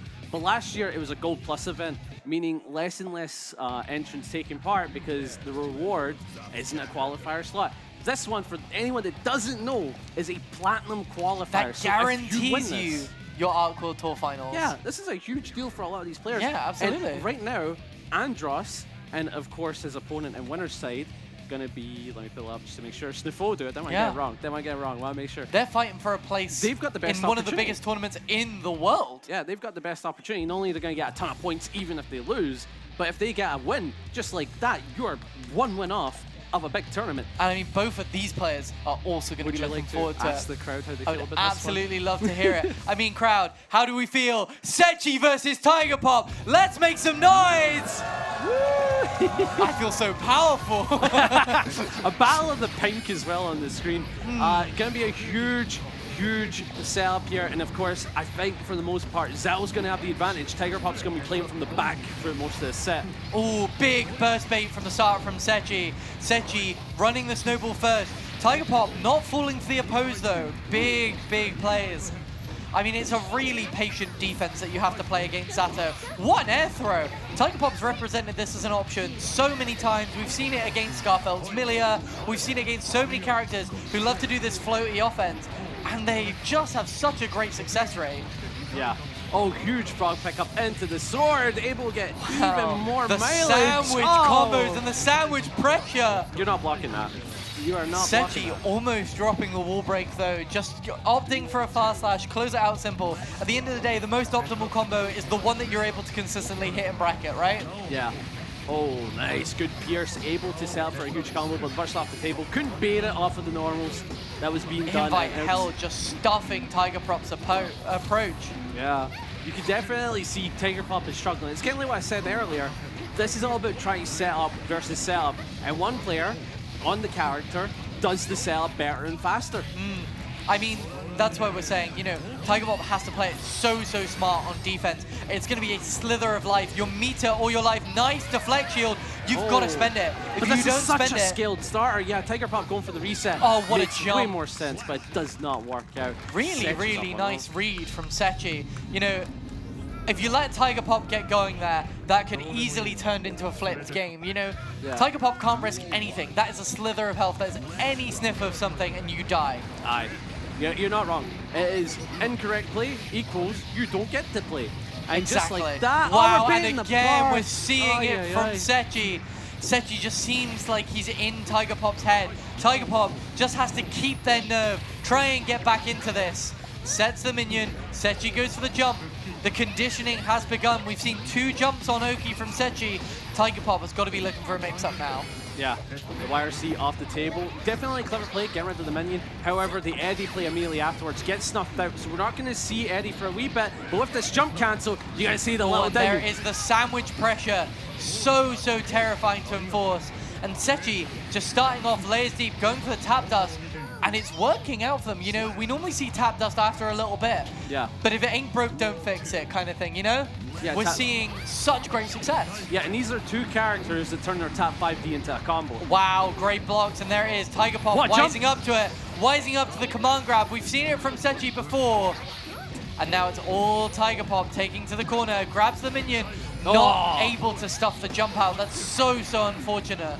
Yeah, it's insane that Sechi's able to make that command grab safe, but here we go, Tiger Pop's favorite The setup. countdown Hey! combos. You know what? I don't mind if it's not optimal. It is so saucy to see a countdown combo. Yeah. The thing is, though, I think from that setup, it probably is optimal. It's just if you break them off the wall, which you can't do anymore, would have been very unoptimal. But here, fantastic plays, but welcome to hell, bringing it down There the it earth. is, and we get Eddie back from that command grab as well. But a great mash out, and the RC from Tiger Pop paying huge dividends, not able to convert. Good jump out of the tap dust. Wow! Really interesting move from Sechi to use the Zato JD to kill the minion behind you. And not even that, the timing from Tiger Pop to land a 2K on an opponent landing, aye, that's cheeky. That is beyond cheeky. I mean, those are the sort of things that you have to do when you're a game down. You've got to take risks, Aye. and it pays off. And the minion yeah, just able to put Sechi into block zone in the air. Really valuable to bring Sechi down. Kills Eddie with the minion. That's going to be big. Good to us. Representing Wow, really the well BRC normals. down, something we've seen a lot from Tiger Pop. This air movement paying off so much. And just like that, the shark comes out, chomping away. And just like that, Tiger Pop is near death's door, and Sechi only really needs Big, one big more damage, mix. gets the pierce on the wall break, and Tiger Pop is bearing down the barrel of the smoking gun that is Sechi. It's got to be big. Or maybe even sleeping with the fishes. Indeed. Indeed. Oh. I wonder if we'll see a switch, because, you know, Tiger Pop historically has a big repertoire of characters, This right? is true. We saw pre-patch Happy Chaos and pre-patch ABBA, both of which, let's be honest, suffered at 2.0. Mid as hell. Like, Happy Chaos got a rework, which still makes him Happy Chaos, but in a very awkward way. So a lot of Happy Chaos is like, I don't like this, it doesn't feel freeform as it used to. And then ABBA, no offense to her, got taken out back and shot in the head. Absolutely. Like, she is you just know, so much weaker this she's patch. barely a playable character in this patch, some would say. Wait, did I miss a character swap? I don't know. I think I saw back to Jacko. It might have just been a take a second. Yeah. You know, as you should. This is playing for, you know, your chance at lose the semis. You're heading towards medal and placements. Arc Tour points on the line. You have to take a minute, reset your mental stack. You know, the nerves are going to be getting to you. Take a sip of water, bring it back. What do you fight for on the setup? Oh, banger. Banger. One of my mates hates this song. I don't get that because he knows every lyric. Oh, really nice from Sechi. The Invite Hell just doing absolute bits for him here. Great JD. blocks from Tiger Pop. Wow, and the jump out. You're able to get out of the corner, jab anti-air. And I mean, we've seen comebacks greater than this, but Tiger Pop has to represent just perfect round after perfect round if they want to get back in the game here. Yeah, and Sechi gonna get caught by the clapper. And I also like the fact that Tiger Pop's picked the black skin, the dark skin. Yeah. Kinda like, this is my evil mood. I'm like Shadow Evil the Tiger Pop Hedgehog. on the setup. I mean, it's working. And it's going to work, and the crowd are starting to cheer. We're They want hearing the it for comeback. Tiger Pop. Can we hear the energy in the room? Do we think we're going to see this comeback? They want the comeback. And there's the burst bait from Sechi saying, I don't care about your energy for Tiger Pop. This is my game here. Ah, you guys have cursed them. What are you done? Oh, good 5H. Into the air chase. What a JP. We know that Sechi is going to represent a jump out at some point, and Tiger Pop with an incredible chase. Oh, again, good BRC usage. Try and set up a minion and safe offense. It's just Sechi timed that YRC so well on defense. And a big RC just desperately looking for the burst. I mean, you've got the round up. I can totally respect it. Zato Pierce able to stuff out a minion. Oh, God. Oh, can't quite convert into the combo. Big meaty invite back out. And the throw. Great OTG. And then it's Tiger Pop taking it to 2-1. The comeback begins. Yeah, that is Tiger Pop's first game on this comeback. And don't get me wrong, Tiger Pop has been in these scenarios before where they're going to go down 2-0 and just like has to bring it back. And so far, we've started off pretty well in the comeback. Yeah, absolutely. I mean, that little break, that little water reset your mental seems to have worked for Tiger Pop. You know, the crowd is on their side, but Sechi is not going to take it lightly. You know, this is a player you can never discount. Yeah. Oh, the Oh, parry. wow. But it doesn't mean anything to But Eddie. it doesn't mean Eddie. Eddie cannot be put in block stun after all. True. Oh, And there's the countdown, boom, something boom. you've got to be aware of. Guard crush. Now it's Tiger Pop's turn. Sechi desperately trying to get out of the corner. Big back throw. And a huge jump on the throw from Tiger Pop gets you out. One massive adaptation I've noticed right there. Tiger Pop has been doing so many air plays to deny the skies, and because that Sechi's been constantly been brought down to earth. And I think Tiger Pop left that late on purpose to mess with Sechi's rhythm. that is exactly like Sechi's game plan, Zato's game plan. Boom, boom. You've got to control the skies, right? And Tiger Pop is not allowing Sechi to run any of that. A great jump out, able to stuff out the sandwich pressure. There it is, those Another air air once air. again. Another and again, air the air air. throw.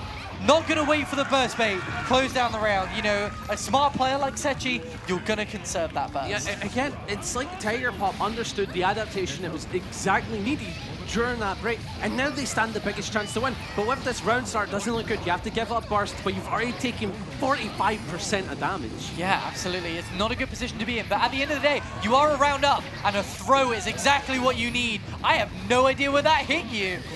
You know, Same. wow, and the burst Oh! mate, it's huge! The tables are turning, slowly but surely you can see the cogs beginning to turn in Tiger Pop's head. Nice, the JD, and I like the play Huge to go for the 6P. JD because it would have been a nice kill. However, the meter And a usage. huge 2K2D. Tiger Pop bringing it back to a humongous 2-2. Sechi's facing down at the wire. Yeah, Tiger Pop's had all... and Sechi's doing the same thing, Yeah, backing out. I mean, Tiger Pop's had all of the adaptations. Sechi needs to take a second. He needs to stay calm here because Tiger Pop has been able to run their pressure, run their offense, and it's paid out so massively. It has. It's something I want to mention. When Tiger Pop was losing, smile on the face. As soon as Tiger Pop started winning, it was like the locked in meme, not gonna lie. It's like And there dead is, serious. you see the classic Tiger Pop nerves, the shake of the hand, shaking it out. I don't know if it's settling into your flow. Let's go, Tiger. God. Chants from the crowd. You know, they shoot what they want. They shoot what they want has gone out the window, but Let's Go Tiger has come back in to replace it. It's like Jacko ain't shooting, but we'll find something. Maybe they lob when they want. They toss when they want. They kick when they want. They kick when they want. Who knows? But here we are, 2-2. Very tight set. Could be either player's game. And Tiger Pop already caught in the offense of the blender. Great blocks on the sandwich pressure as well. We've seen 5Ds paying dividends, but not this time. And it's paid off. Tiger Pop has been able to escape. Boom, You know, boom. largely unscathed. Big burst from Sechi. Yeah, Tiger Pop, even though in the corner, oh wait, never mind. Advantage gone, Sechi's sitting on a bar. And even though your burst is still available and you're sitting on the bar, the health is getting lower and lower. And Tiger Pop is not opted to give up that burst because it was a very burst safe round. It's hard to call out. You've got so much time to spend that burst. A great tech from Tiger Pop. Invite Hell. Oh! Great jump on the command grab. Definitely looking to try and get Eddie back, but just can't make it Nice. there. And there we see those BRC saps again. boom. Countdown. And the countdown killing Tiger Pop. Oh my gosh. Goes for the sauce. Tiger Pop, hands on heads with a little chuckle. Yeah, it's like Tiger Pop knew what they wanted. They knew what they wanted. But, You know what? messed it up. You can't ask for a funnier way to lose a 2-2 round. I'm not gonna lie, if I lost that way, I'd be raging. I'd be raging. I'd be absolutely crying for it. Ooh, nice air-to-air normal from Sechi, trying to take out the minions. The countdown doesn't hit. Yeah. Nice awareness. I think that played into Tiger Pop's advantage because Sechi blocked up way longer than he had. I was going to say, Sechi looked so scared of that explosion. I mean, as you should be. It's a terrifying thing to represent. You don't want to ever see Jacko plus with a guard crush from neutral. Nice. But now here is Jacko, really nice and simple frame traps. Oh, wanted to go for the 2K anti-air, but didn't get it this time. And now stuck in the corner. Sechi with the tap 5D Caught with the tap into the dust. frog. This could be one of the last interactions we see from Tiger Pop. Oh, it's going to God. come down to the wire. You got a hard knockdown, but you have 50 meter and a deflect shield at your disposal. Oh, the 2S. There's Oh, that the 2S we've seen 2P. again. Eddie It's is got to gone. be last touch. Ah. Absolutely huge. Smart plays with the 2D from Sechi. Aye. Really, really good. Tiger Pop absolutely cannot be displeased with their performance there. And Yeah. neither can Sechi. Yeah. Really found his nerve again. You know, at 2-2, it's a really nervous place to be, especially when your opponent's coming back. But he took a second, leveled himself, and he's won for it. I mean, all credits to him. And it's such a shame as well because Tiger Pop, fantastic player, Evo finalist as well, a winner. Yeah, absolutely. Just had a struggle on the character, made one misplay, and I think that misplay might have cost them the set, You if I'm know, honest, and that's sad to say. It is such a shame to see an explosion cause you the round in such an important game as it was. Yeah, it was such an important game. On the positive though, Tiger is going to go out top 5. That's going to be some decent points in the Arc World Tour ladder Points. for sure. And you know, it's not something you can scoff at. Top 5 at such a big tournament, an Arc World Tour Platinum tournament, as we've been seeing. You know, it's nothing to scoff at. And it's so easy as a player, you know, so many players have this opportunity to get in their own head. You know, when points are on the line, when, you know, reputation is on the line, it's so easy to blame yourself for these small mistakes. It really is. You've got to take the wins. And you know, I- you've got to look to back yourself. And I really hope Tiger Pop doesn't take that to heart when it comes to like losing there, because they did a good job on a character that they've been learning for like the past month, right? This isn't like the other players who've been playing their mains for the entirety of the game. For example, Sechi on Zao, Andros on Potemkin. It's like a lot of these players have been playing since day one on that main. Yeah, absolutely. And not the case for Tiger Pop, and you can tell that certainly affected them. Yeah, and I mean, it's going to affect a lot more of the things you don't necessarily expect. You know, your Abare is going to be different. Your defensive options are going to be different. How you spend your meter is going to be different. Yeah. They're all things that get hardwired into your muscle memory, especially when you play characters like Happy Chaos and Abba for so long. Yeah, and I'm looking at this next set. This is a huge deal coming up. Scarfelt from Ireland up against Pokey. Yeah, hi Scarfelt. Hi Scarfelt. Can we make some noise for Scarfelt? Let's hear the Irish scene in the crowd. There it is. You're not all Irish. And on the flip side, from Yokai, represent, let me hear some noise for Pokey. Yeah. And you're all not from Yokai either. So it's going to be hype indeed, of course. It's a very interesting set. Pokey, certainly an underdog in this tournament. You can't deny that. I mean, both of these players have been dark horses in their own respect. You know, Scarfelt knocking down Tiger Pop into losers. What a round that was. That was incredible. I mean, we had the pleasure of commentating that game. Yeah, it was awesome. It was incredible. And we get the pleasure of commentating all of these as well. Yeah. And, I mean, Pokey, Scarfelt, another Jacko as well. And it's super interesting how Scarfelt's been coming into this with Melia Rage, a character that I do think is very tournament viable in this patch. It's just when it comes to specific matchups, that's a huge deal with this character. I mean, we've seen a couple of excellent Milias really carve their way into top 12 and top 24. I mean, we saw, unfortunately, falling at the final hurdle against MacMen Zamanita, and also Scarfelt sat here, you know, representing really, really good Milia plays. Oh yeah, yeah. I remember watching the entire time. It was like we had some very good anti-fuzzy setups with the disc. Not afraid to go for left, right, throw. They really go between all the options in a way that will melt your brain as the defender. And Pokey coming into this will have a teeny bit of advantage just due to having a projectile that has a fantastic arc. So if you're jumping, you could deny it. So there's a lot going on. Yeah, absolutely. I mean, it's that thing with Milia. It's a bit like that old legacy Piccolo clip, you know, the Piccolo vortex that you see. Yeah. And if Milia can just keep you in that mid-range, she's going to absolutely bear down on you. Oh yeah, but jeez Louise, I'm still feeling it. I really hope that Scarfelt's able to do well, because I like it when the Irish scene gets a ton of representation. They're a great scene. You don't see them that often. They're a lot like the Scottish scene, except, I'm going to be honest, better. But I mean, it's really nice to see Pokey representing someone. I think we are in the button check. Yep. This is a certain button check. Yes. It definitely could have Jesus. been Pokey's going it could have on been an that absolute pad. setup. I was thinking for a second maybe we'd missed something. Yeah. I mean, but also, Pokey has to be pleased with himself. You know, this is a real stretch that he's taken yourself to. Yeah. This has got to be one of his highest tournament placements, you know. And, you know, I think it's the same for Scarfelt as well. Yeah, absolutely. I mean, Scarfelt we saw second at IGM very recently. Huge deal. So they've represented these big tournaments, but VSFighting is the major for the UK, right? I think Scarfelt's happy that they don't have to fight Car Battery, if I'm honest. I'd be happy to be honest. That was a potential timeline, I believe. Yeah, that could exactly. happen. I mean, we saw Car Battery take the win at IGM. Yeah. Against Scarfelt. So it's so strange how brackets, you know, turn out. Some people just have their own personal bad matchups. Yeah. Oh my God, but be it players, be it characters, and luckily, you know, sometimes you'll never see them in bracket. Sometimes they'll be your bracket demon.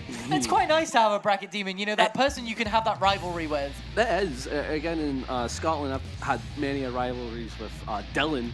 And even though, like, most of the scene are just listening going, like, who's a Scottish chump, right? It's like, it's such a fun rivalry, and I always look forward to it. But here we go. Hell of a set coming up. We've got Pokey versus Scarfelt, Yokai versus Ireland, I suppose. Let's get some noise!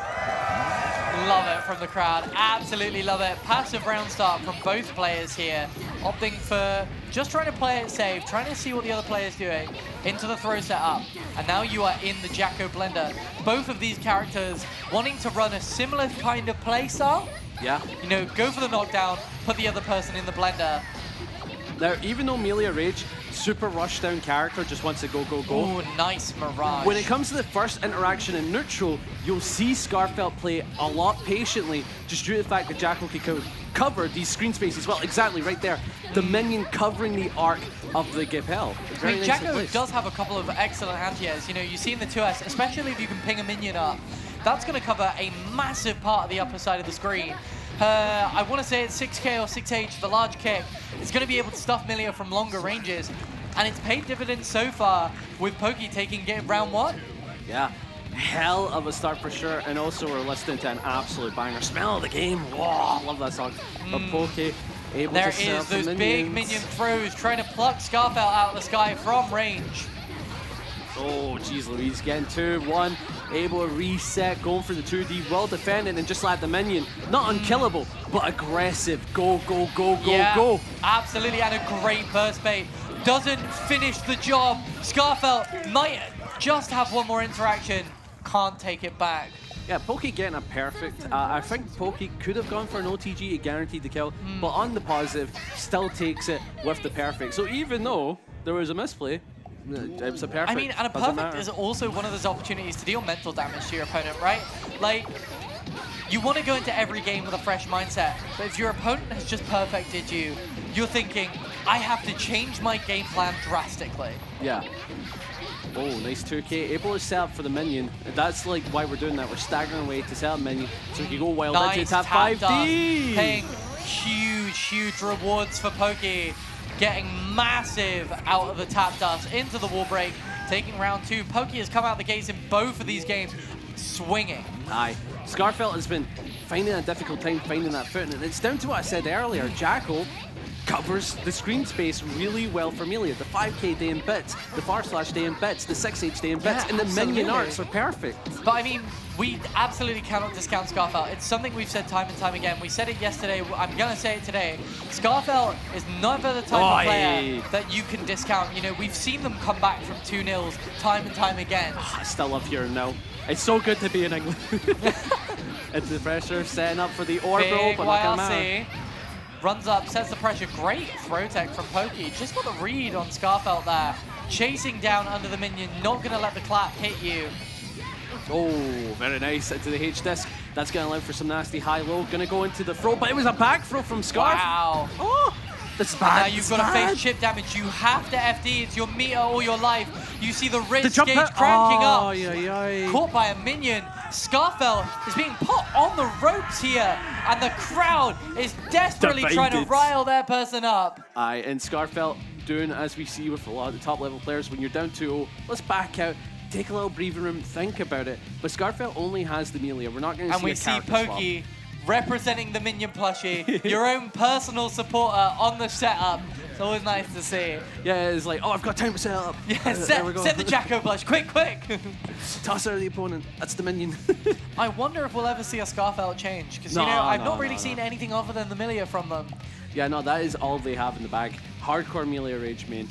But if they want to make this comeback, the round start has to be in their favor, because you cannot let your opponent continue this momentum, and that's the whole point of the break. It's the vortex from Jacko, and Pokey is such an incredible player at capitalizing on that.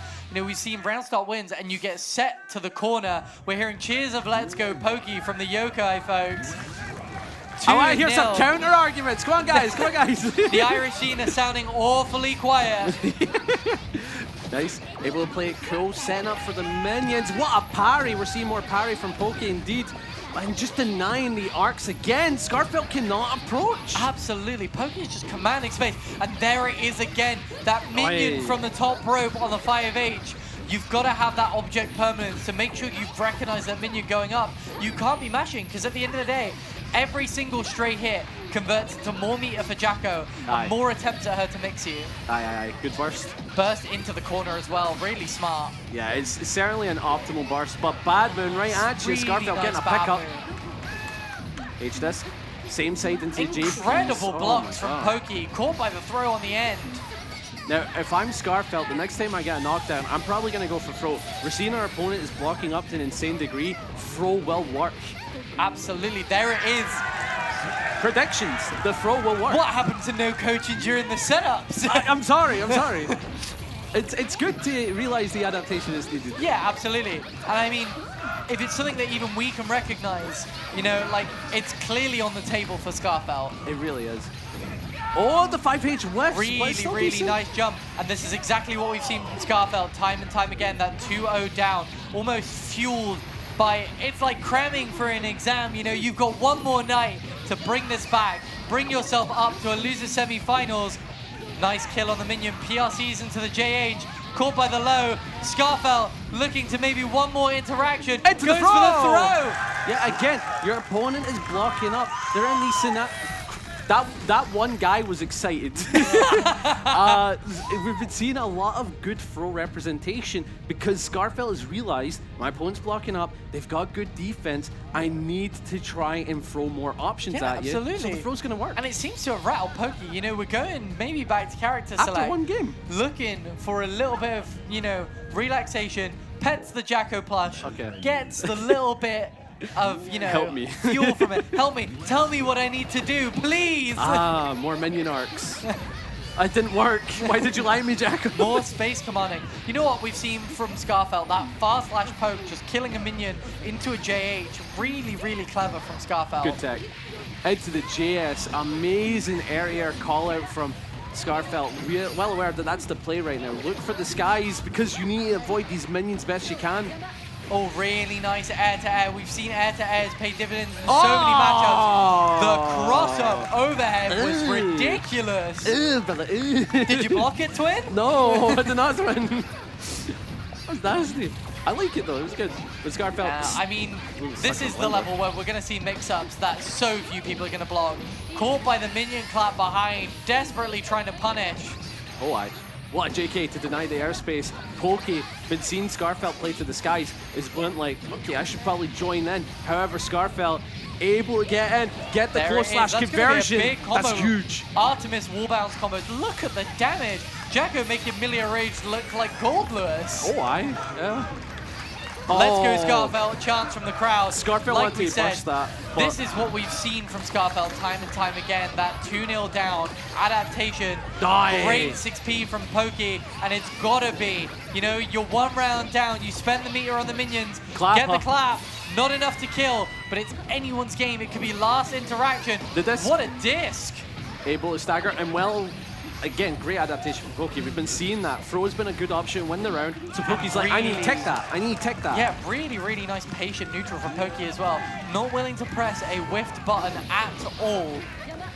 And that's paid for them. It's paid out. We've gone back to 1-1. We've gone to match point for Pokey here. Yeah. It's really anyone's game. Oh, the close slash though, that is a very nice connection. And just like that, goes low. Huge blocks from Pokey and the tech as well. Probably absolutely huge. Meets with an air-to-air. And now it's really anyone's game. Pokey down at half health. Scarfell definitely had the advantage, but now it's all Pokey. Sets the minions. Really patient. Not gonna kill it. Oh, really nice minions. The JH! Air blocking.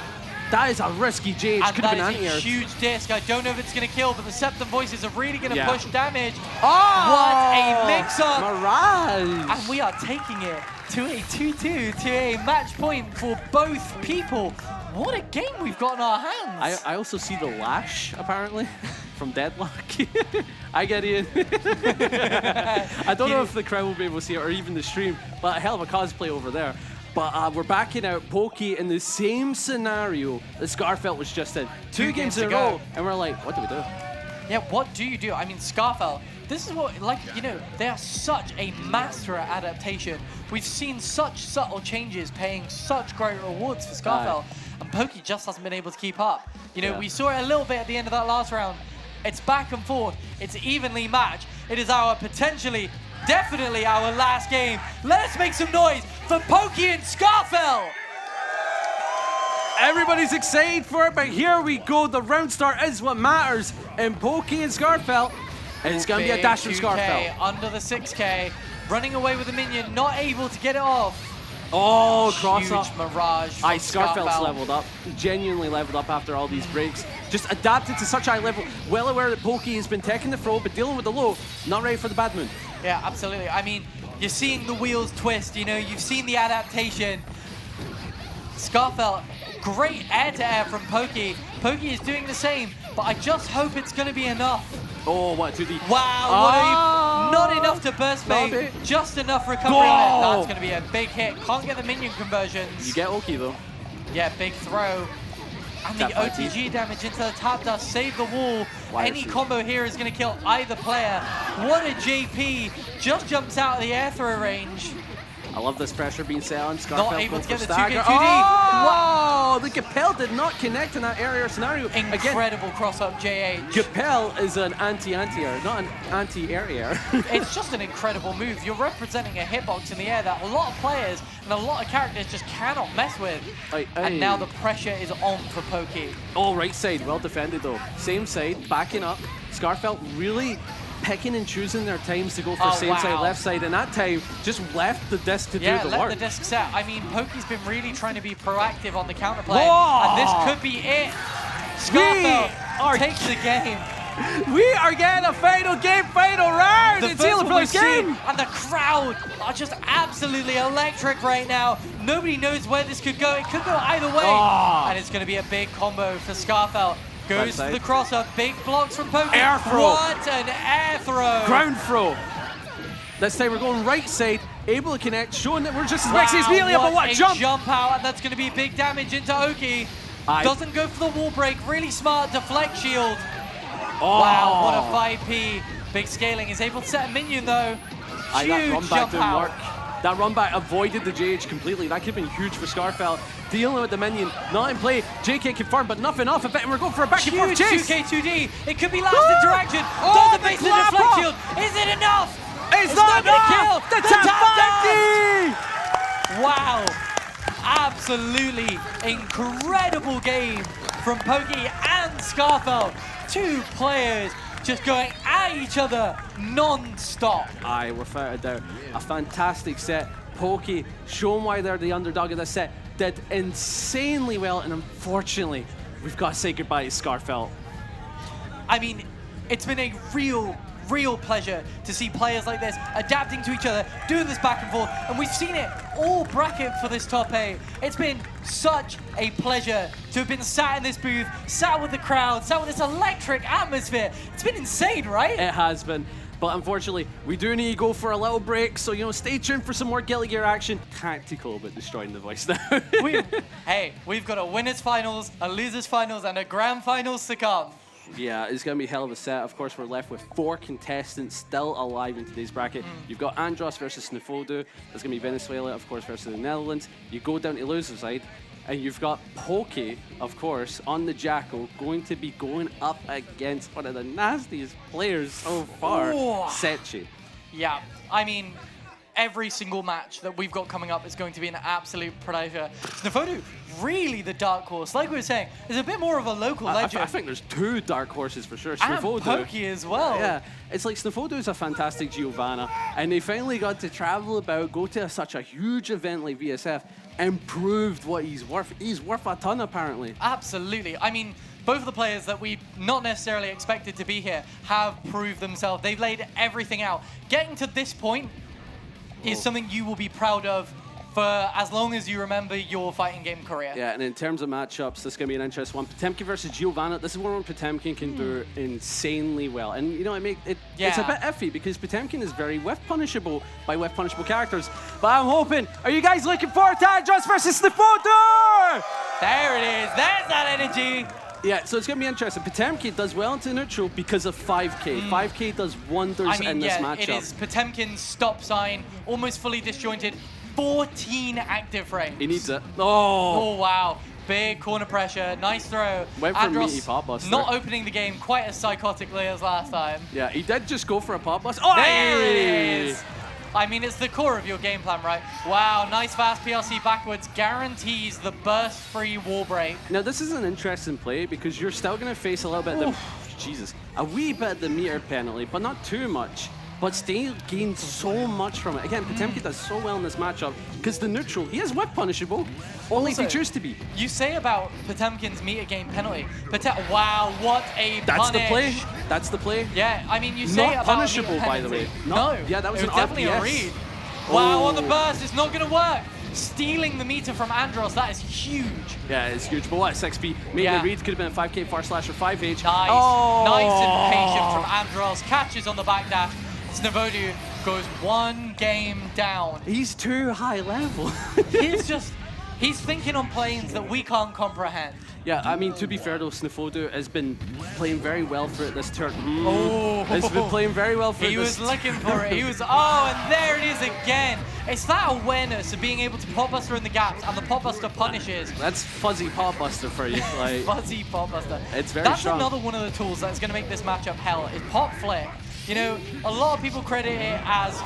It's safe! Just do it again. It's safe Just right when it do doesn't it go. again. Potemkin has one of the best usage of BRC because he can make pop buster safe. And this is exactly what I was going to say about meter penalty intention. Is, you know, we're going to say about the meter penalty, but pop gains so much meter Aye. just for existing. Yeah, because they buffed it every time. His walk speed not only getting faster, but gives more meter. So there's a lot in stake from Andros. But Snifodu getting a good round start. Oh, big throw. Nice That's IB. punishable. That one is punishable. Punishable, likely because of the IB, I imagine. Yeah, Very the punishable. IB. And I very think- smart to take the corner. I think it's like -3, -4. So if you go for the pop buster, it's an RPS. But you go for throw after an IB, it's a punish. I mean, that is the smart defensive play that you're seeing at this level. Oh! Really, really nice. Patient on the close That's dash. a Getting the safe safe jab. Yeah, absolutely huge. This is going to... I Oh, reckon I this haven't might seen a kill. 5D combo in a while. Hey, hey, hey, hey, hey, hey! Oh. Not quite a kill, but certainly close. BRC, nice backdash. Pop's close slash, one of the more backdashable of all of them. Oh yeah, only active for 4 frames. That is However, makes up for it for being +4. Insane. I mean, the He amount needs of it. plus frames in Potemkin's kit is absolutely diabolical. A +1 on block jab. You know, that's a return to legacy fighting games, Oh, that yeah. is. The 2D certainly Snifodu didn't getting the work. cheers from the crowd, but is facing a big uphill battle. Oh. Another IB from Andros, just showing his prowess here. Really threatening. You can see the little Potemkin shimmy for a pop buster. Yeah. Andros is very good at making it look very ambiguous, so Snifodu has been having a tough time guessing. Nice. Good backdash. Doesn't get the JH off, but isn't punished for the JS. 2D! Nice. 2D, an excellent neutral poke for what it is. Oh yeah, wow. in this matchup specifically, it's really We good. have fuzzy BRCs on Potemkin? Yep. As we know, Potemkin, one of the best uses of BRC. He is really good at it. But Snifodu has a fantastic snap. Wow. Are you went for Pop Buster on that amount of plus frames? Absolutely crazy. I'm with this guy. That was psychotic. That was an insane Potemkin Buster to go for. When your opponent's like +5 or something like that. It's insanity. To, you know, to slightly, Oh, wow. that's a Again, punish. incredible. To slightly alter an old FGC phrase, you're only minus if you're a coward, right? We're keeping it PG. I know what that's meant to be. Down to earth. Real ones now. Yeah. 2K, 2D, looking Nice. for a stagger. This is exactly that patient defense that we see from Andros. But now Snifodu really making use of that Geo step dash to shimmy in and out of Potemkin's optimal range. Yeah, and Snifodu's actually getting a footing in the set for the first time. This is really cool. Wow! I'm One sorry. IB on the 5H is able to get the throw. This guy's insane. You're dead. 2D into That's me, burst yeah, safe. and that's burst safe. I'm speechless. Like, absolutely speechless. Like, he's my hero, but he's everybody else's villain. That is insane. Absolutely crazy. The IB 5H to throw the spiral kick Genuinely speechless. into a BRC 2D mirror. Yeah, and the thing about that Gigantor, for anyone that doesn't know, Potemkin has some of the burst safe routes in the game. Yeah. Gigantor gives him burst safe Well, they're routes. not even burst safe, they're just unburstable. Yeah, that's what I'm saying. It's like you can't do it after Potemkin Buster, after stuff like that. He just has so many rounds and there's so much damage that you have to hold. You have to hold. You it. have to respect that half of your life is subject to burst-free damage. Yeah. Oh, right. I think we're trying to get the cameras on the crowd Being there. slightly heckled. We wish we could get the cameras on the crowd. Yeah. Unfortunately not. Speaking of the crowd though, a lovely crowd that we have. Oh, yeah, there there's the we crowd. go. Say hi, Crowd, make some everyone! noise. Say hi to yourselves. Say hi to the people at home. See if you can spot yourselves. It's always lovely being in yeah. the crowd, being able to pick yourself out afterwards, watching the VODs. Well, look, found me. I found you too. But oh my god, what a winners finals in terms of just Incredible. domination from Andros. The guy labs. He plays a strong character. It just all adds up. He's just an absolute Just all adds demon up. on the setup, isn't He he? is, man. He is. And I mean, it's so hard to contest him when he just feels like he's in your head. You know? Yeah. He feels like he's reading everything his opponent is doing. Yeah. And what do you do about that against a character who, when you get a read right, you take 40%? In fact, I feel like doing some. I've got to ask Andros personally. Andros, Can I talk about your hours on the game? Did he say yes? Is that a yes?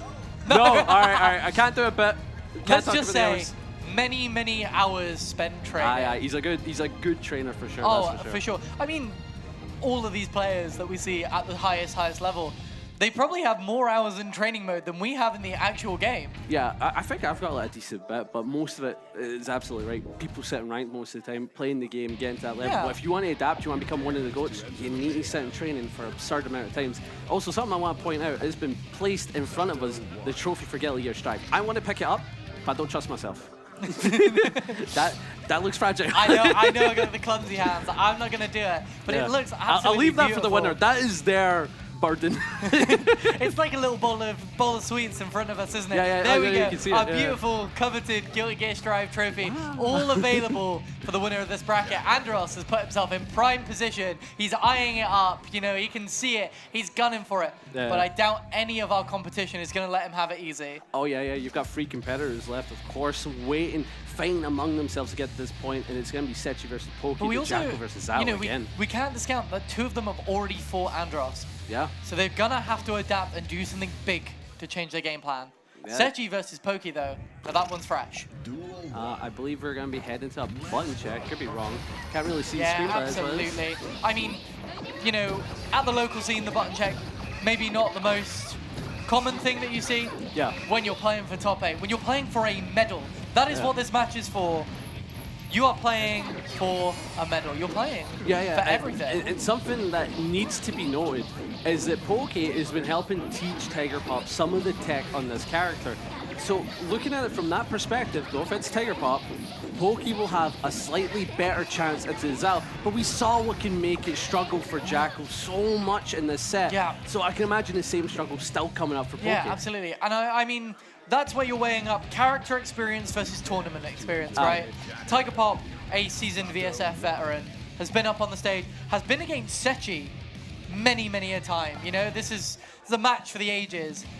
Poki had maybe more hours on Jacko, maybe not so much, sat next to us, bearing down from the crowd, you know, all this pressure, looking to play for a medal, looking to play for your Arc World Tour points. Yeah, it looks like we're again. And your chance of raising our beautiful Champions Trophy. Of course. Now, do you want to ask the crowd the usual question? 'Cause I'm starting to feel it. Absolutely. So crowd, let me hear some noise. Sechi versus Poki, what do we think? There it is. Great energy, great people in the crowd. What a joy to have you. Let's see it. Oh, round start, definitely first blood for Sechi. And this is what we're going to expect. Sechi will dominate from the get-go, and it's all on Poki to adapt and make the comeback. Because it's just, Eddie's so strong in this matchup. And I mean, Jacko, like we've said before, is one of those characters who wants to get their Vortex going. That round start is a really important part of that. You saw Andros do that earlier and went like, God, why didn't I think of that? That's genius. Yeah, I mean, the top level of players here, dealing with Eddie is the key thing. And using health as a resource for that. Yeah, your jab, the difference between a jab to you and Eddie gone can make all the difference in matches where Eddie can stuff out your pressure. It Big really 5H. can. It really can. Good 2D, keep the pressure on, staggers away, looking for an opportunity for the minions to get the clap up. What an area. Something we've seen from Poki time and time again, jumping up to meet his opponents. And I do appreciate that area game plan from Poki, because he saw it against Tiger Pop, right? Sechi, like playing into the sky to avoid a lot of Tiger Pop's BS. So Poki making that adaptation very early on is going to make Sechi a bit more cycling on the options. Touch and go. I mean, I think Sechi is one of those players, if you want to win against Sechi, you have to rattle him from the get-go. Yeah. Because he will steamroll. He's not the type of, he's, you know, it's like a shark, he's going to bite him and he's not going to let go. Aye. Fitting for a Zato player to be... It's very fitting for a Zato player. Oh, destroying the minion, that's the other thing. Eddie just steals the minions so goddamn well. Frog specifically, and Pierce, really good tools for dealing with Jacko's Even minion the parry, because like the parry means nothing if Eddie hits it. Yeah, absolutely. Really nice blocks from Poki, nice impatience on defense, good use of meter. Something we're seeing time and time again is the deflect shield on the drills, just trying to force Zato as far out as possible. And the back throw. And this could be great blocks from Sechi. Blocks the cross up overhead, reads the throw, jumps out, and takes a commanding game one. Yeah, I do appreciate that Pokey was willing to do throw into throw. That's not a layer that players will represent very early on in the set, but it's worth doing to test the waters because again, it's only game 1. Yeah, I mean, absolutely. it could be a huge lead for Sechi if this keeps up, but it's only game 1. You're allowed to kind of give and take a little bit. For sure. I mean, game 1 is for download is an iconic phrase for a reason. And it's specifically for Pokey, we've seen them download so much throughout this goddamn tournament. Saw it with Scarfelt. We've seen it with so many other players, and now let's see if we can see it with Sechi. Going for the minion parry, not able to get the invite held. Nice and patient from Sechi in neutral, and a tap dust to get the combo. For the wall with the shark for the crunch. Tap dust is it's one of those mix-ups that, you know, in theory it is absolutely reactable. We've seen players react to it, but when you're so many layers in and there's so much pressure on the line, you're shaking. SeaWorld? Huge damage. Incredible from Sechi. Yeah, no, Sechi is just getting very dominating scenarios, and it's going to keep happening throughout the set. You're going to see domination, you're going to see domination, you're going to see domination. 5H, yeah. And it's just down to whether Pokey can turn the tables. You know, Jacko is the snowball character. Pokey just hasn't had a chance to get a sniff onto Sechi, who is an incredibly good defensive player. Oh, aye. Like, you know, we've talked about Sechi's mix-up over and over, and they are absolutely noted. I mean, there we go. Point in case, but he's just sitting there holding all that Jacko mix really, really patiently, and it's paying off. It really is. Despite being down in the round so early on, look at that. It's almost neck and neck, and with some big trades into his counter hit, that allows for Oki in the corner. And a nice shimmy from Sechi. A real master at that sort of FD break. You know, where Zato can represent such a dangerous command throw, being able to shimmy like that is so, so valuable. Invite held to kill the minion. Really nice play in neutral. Nice. I do like the approach with the Pierce to deny a lot of the minion play. It's really looking out for what Pokey wants to do in neutral. Yeah, and Pokey playing a really, really slow game in neutral. The amount of damage capitalized off just a minion clap. And it's working out for them. But getting the danger, you know, that is as slow neutral as you can play, but you almost have to do it. When you're one hit away from death, I mean, Sechi's not the type to drop a hit confirm. Oh, yeah, it's not going to happen. So far, he's basically gotten every combo. The only time he's dropped is because he's looking for burst. Yeah. Oh, and God. A big 2S counter hit, a button that we see time and time again. A really, really solid neutral button. Good close slash. I do like the stagger offense being set up. However, you drilled it so much, and now you're stuck in the corner. Got defend against the Pierce, catches you with the 2D. Time for Sechi, sends you through the wall with the shark. That's gonna be a big chunk of damage. You know, it's no Potemkin, but it's nothing to scoff at. Is this the play? I think that's gonna kill the Eddie, but yes, Sechi's gonna block it, and that might be game for Pokey. Sechi's not the type of person to let that opportunity go. Yeah, and Sechi looking calm and cool in the station. I can imagine Pokey doing the thing that we've been seeing for every set that's gone 2-0. We're gonna back out, think about it. Yeah, we're doing exactly that. Pokey taking a moment, taking a breather to think about Talk to the Jacko plush, see if we can get some advice. Yeah. What would Jacko do in this situation? What would Jacko do? And you hear whispers. That is what Pokey's thinking. Change up the playlist, you know? It's an important part of the FGC that we probably actually don't recognize enough as people and commentators. It's about feeling yourself. It's about being in your own flow, right? Aye. Setting the conditions for yourself. And sometimes, even something as simple as a change of music can change your mindset. Yeah, it really can. It really can. And it's always such a fun thing. I mean, we saw it with one of the previous sets. Someone swapped it to What Do You Fight For? And that kind of gave them a level up. Yeah, exactly. I mean, you know, it's all about the mentality. And, you know, we've seen it time and time again where players are backed out to the mains. And it's so funny, you know, talking to players and hearing about their bracket playlist, for example, hearing what's on them. Players with bracket playlists that are 8 hours long for a 10-minute set. And I'm just hoping it gets Pokey into that mindset to come back here. And it starts off well. Let's hope he can keep it. Yeah, here's hoping. But it's going to be a difficult lead for sure. But Sechi, already taking a lot of damage, already giving up burst, but has the screen advantage. That's the huge thing. Couldn't bait the burst off of that, unfortunately. But here we go. The resources are being used up for both sides. And Eddie's back.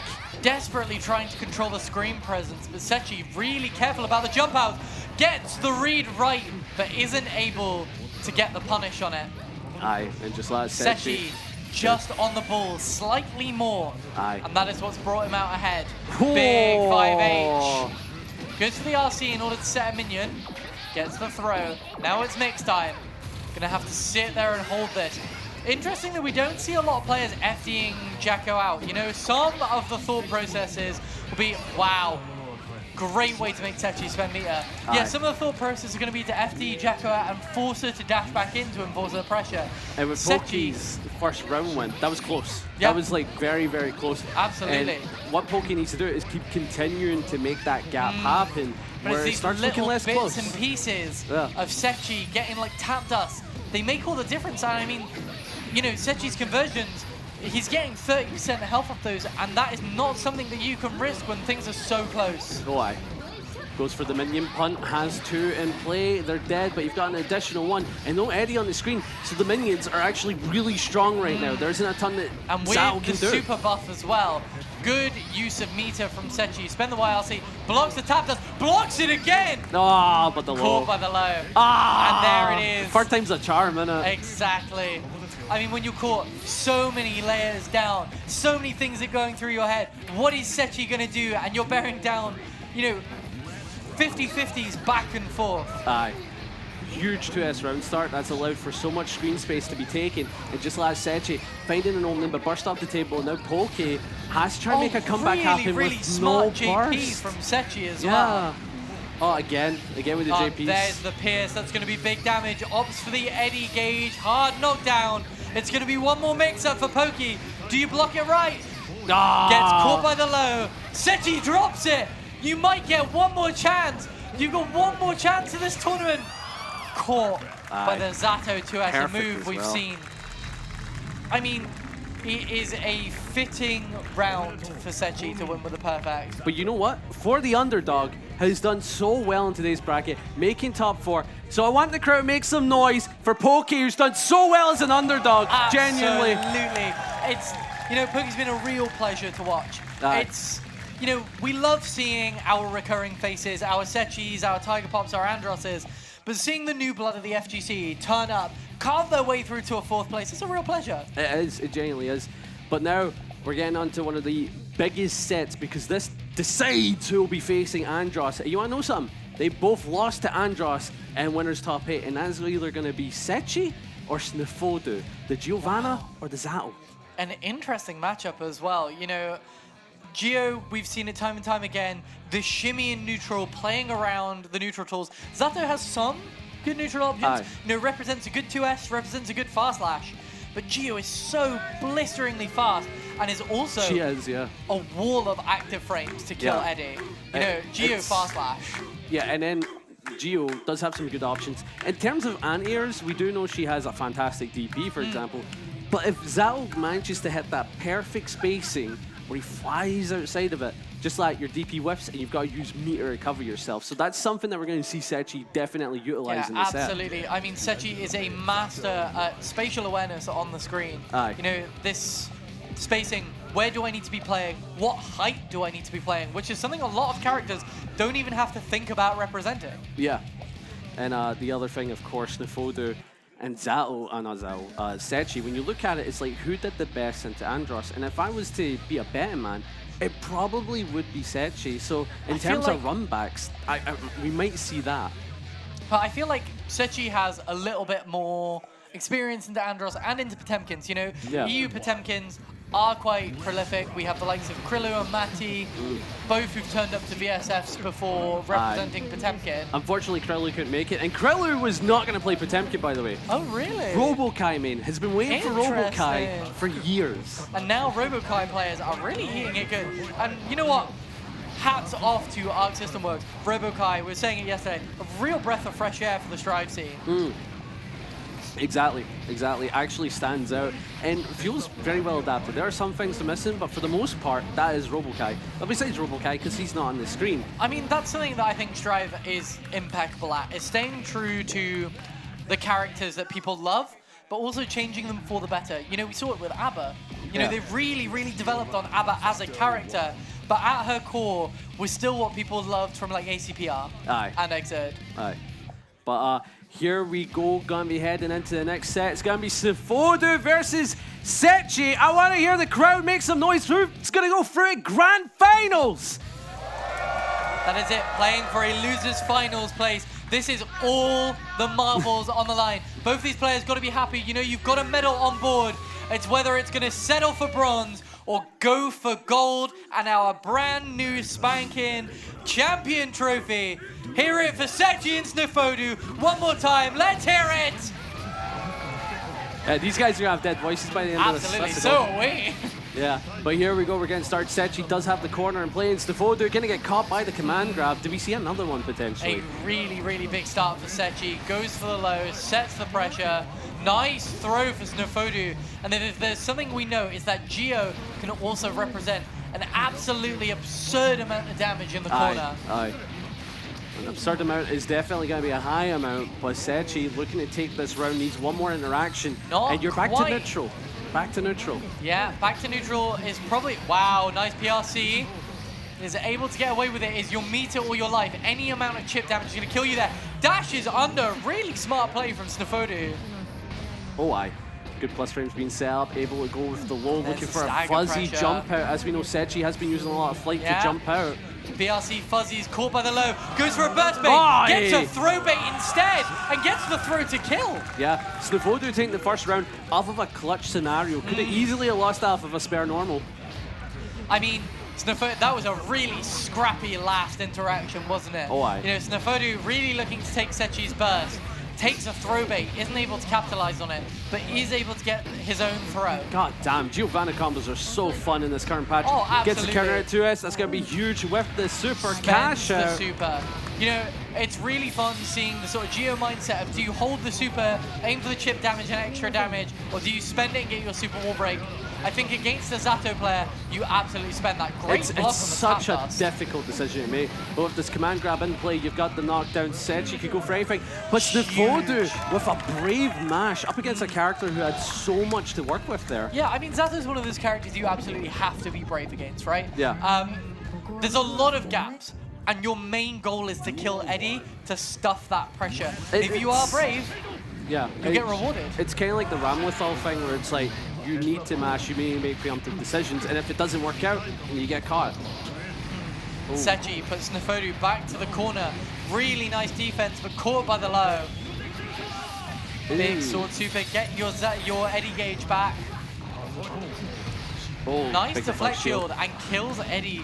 Again, really brave on the mashing. And there's that shimmying that we're seeing, that really patient neutral. IB's the DP. A really interesting anti-like blocking. Good to us.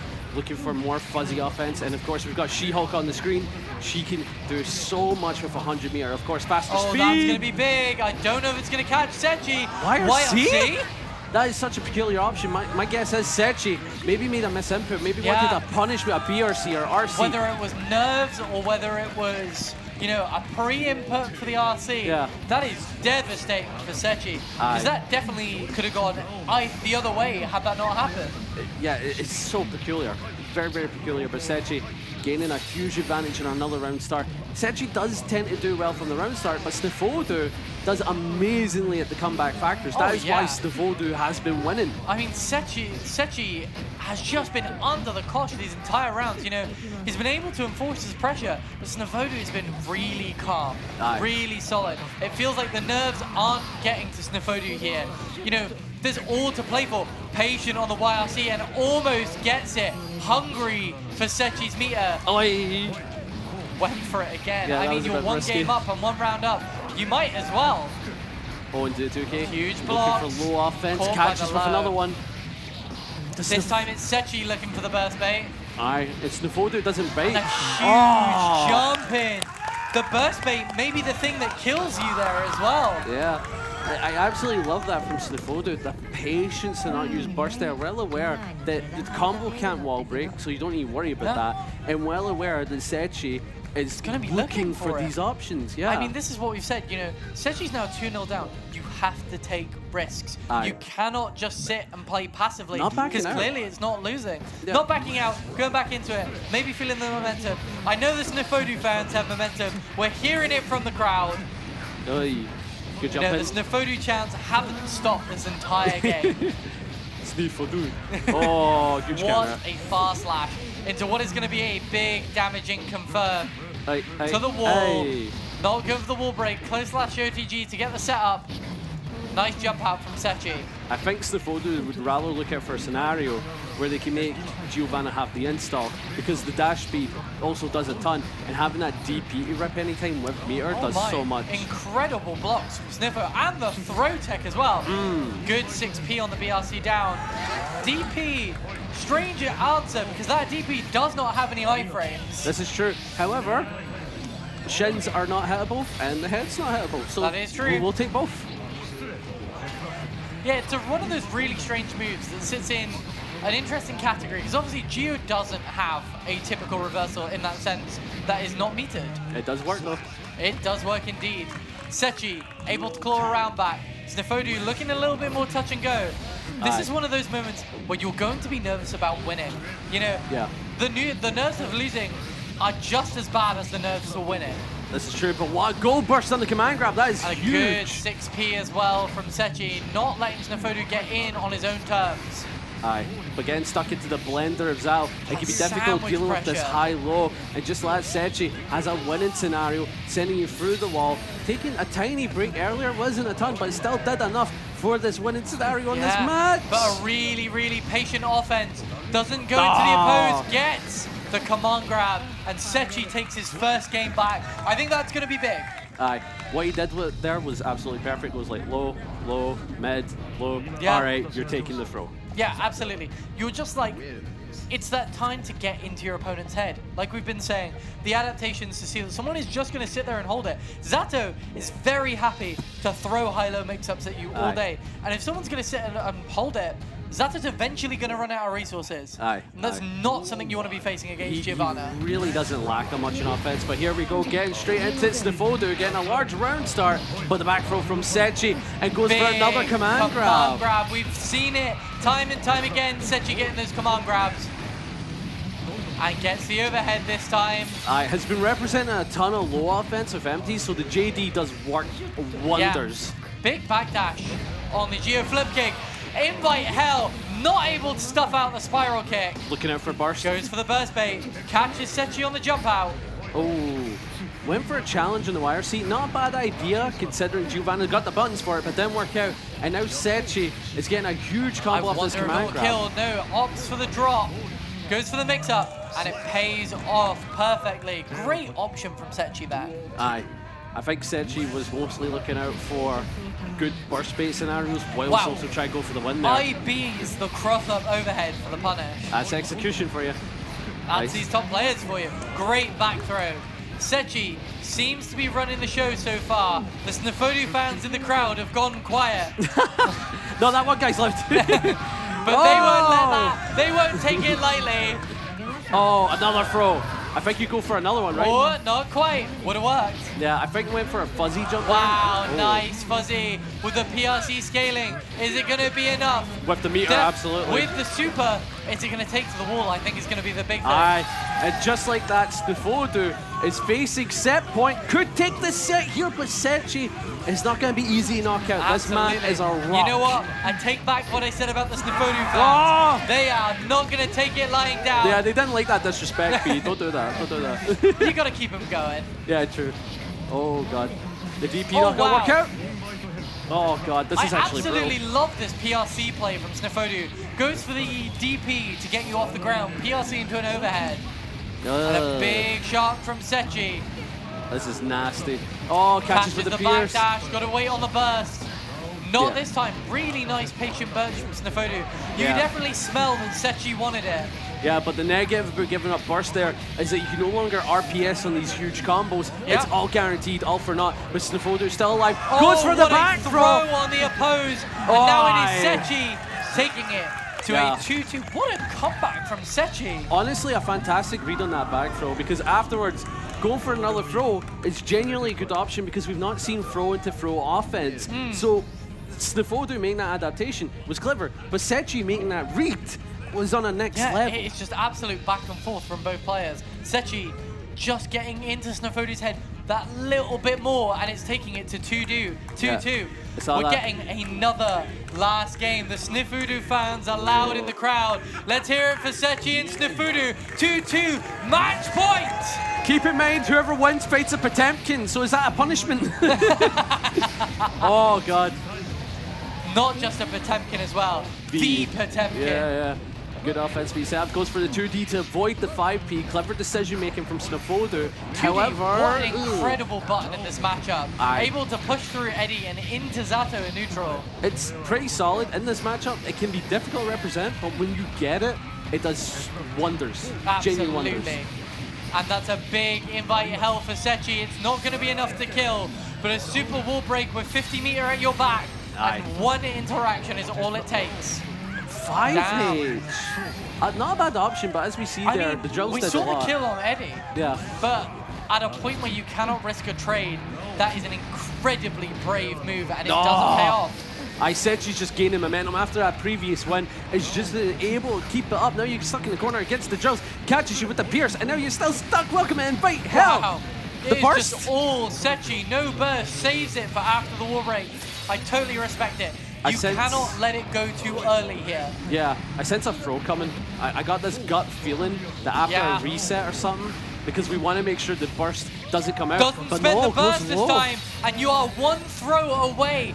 Going to the grave with burst at this point would be absolutely devastating. Spends it. Sniffo's got one last interaction to make it count. Spends the super. Is it enough? No! The perfect from Sechi, perfectly outplaying around Snifudu, but he did hell of a job getting here in third place. First VSF probably, and the crowd is standing up. I want to hear some love for Snifudu getting third place!